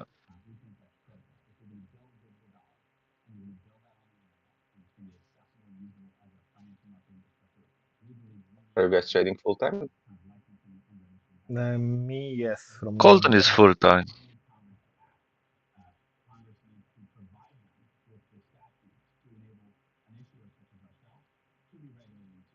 DC, you are pretty much full time as well. Ah, pretty much, yeah.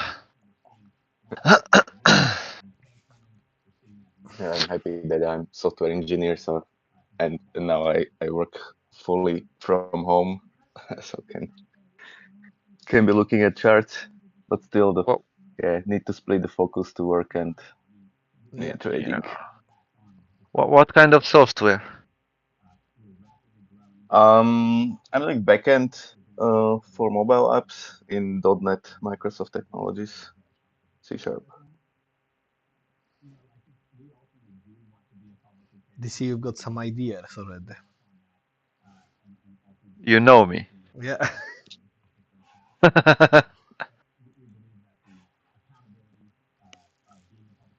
Come on.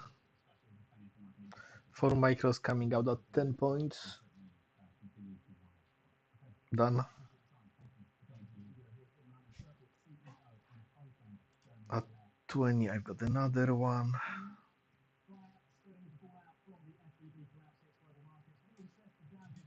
And we'll see what you give it to me. Yeah, I'm sorry I cannot join you. It's a mess for me here. Yeah, I'm also looking, but 36 is still like jumping from red to green on my chart, and I have green candles. As DC said it earlier, I've got the rules, and sometimes I am much earlier in a trade before the rules are Yep, happen. yeah, sure, you know the your risk. Yeah. Come on, touch the view up.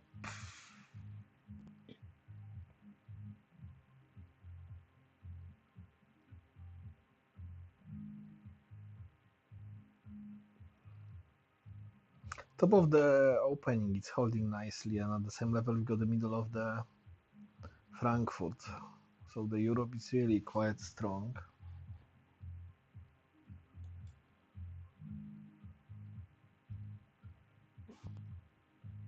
You see the DAX manage to make a new high today.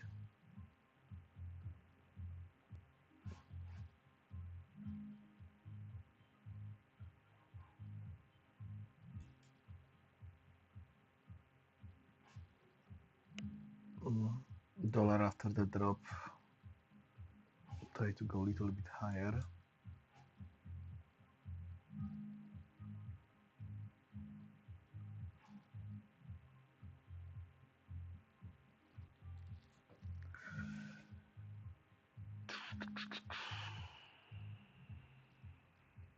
Got 3 contracts left.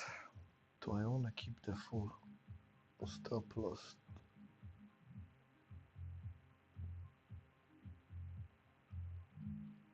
Hmm.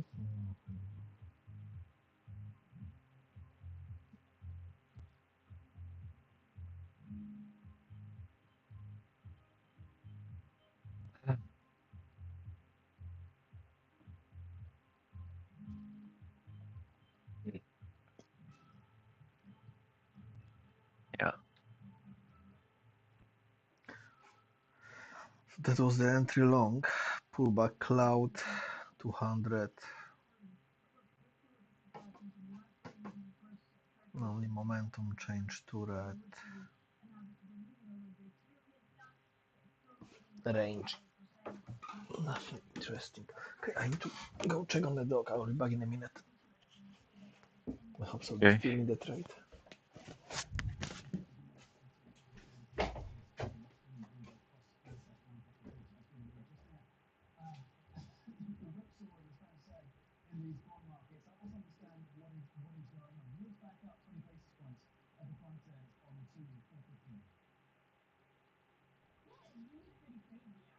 So if we are not making a new high here, it could be a good short.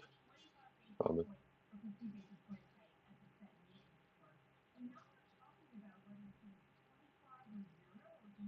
It would be a sign of weakness, yes. Good short. I wouldn't say because there's not enough confirmation yet. Mm-hmm. Okay.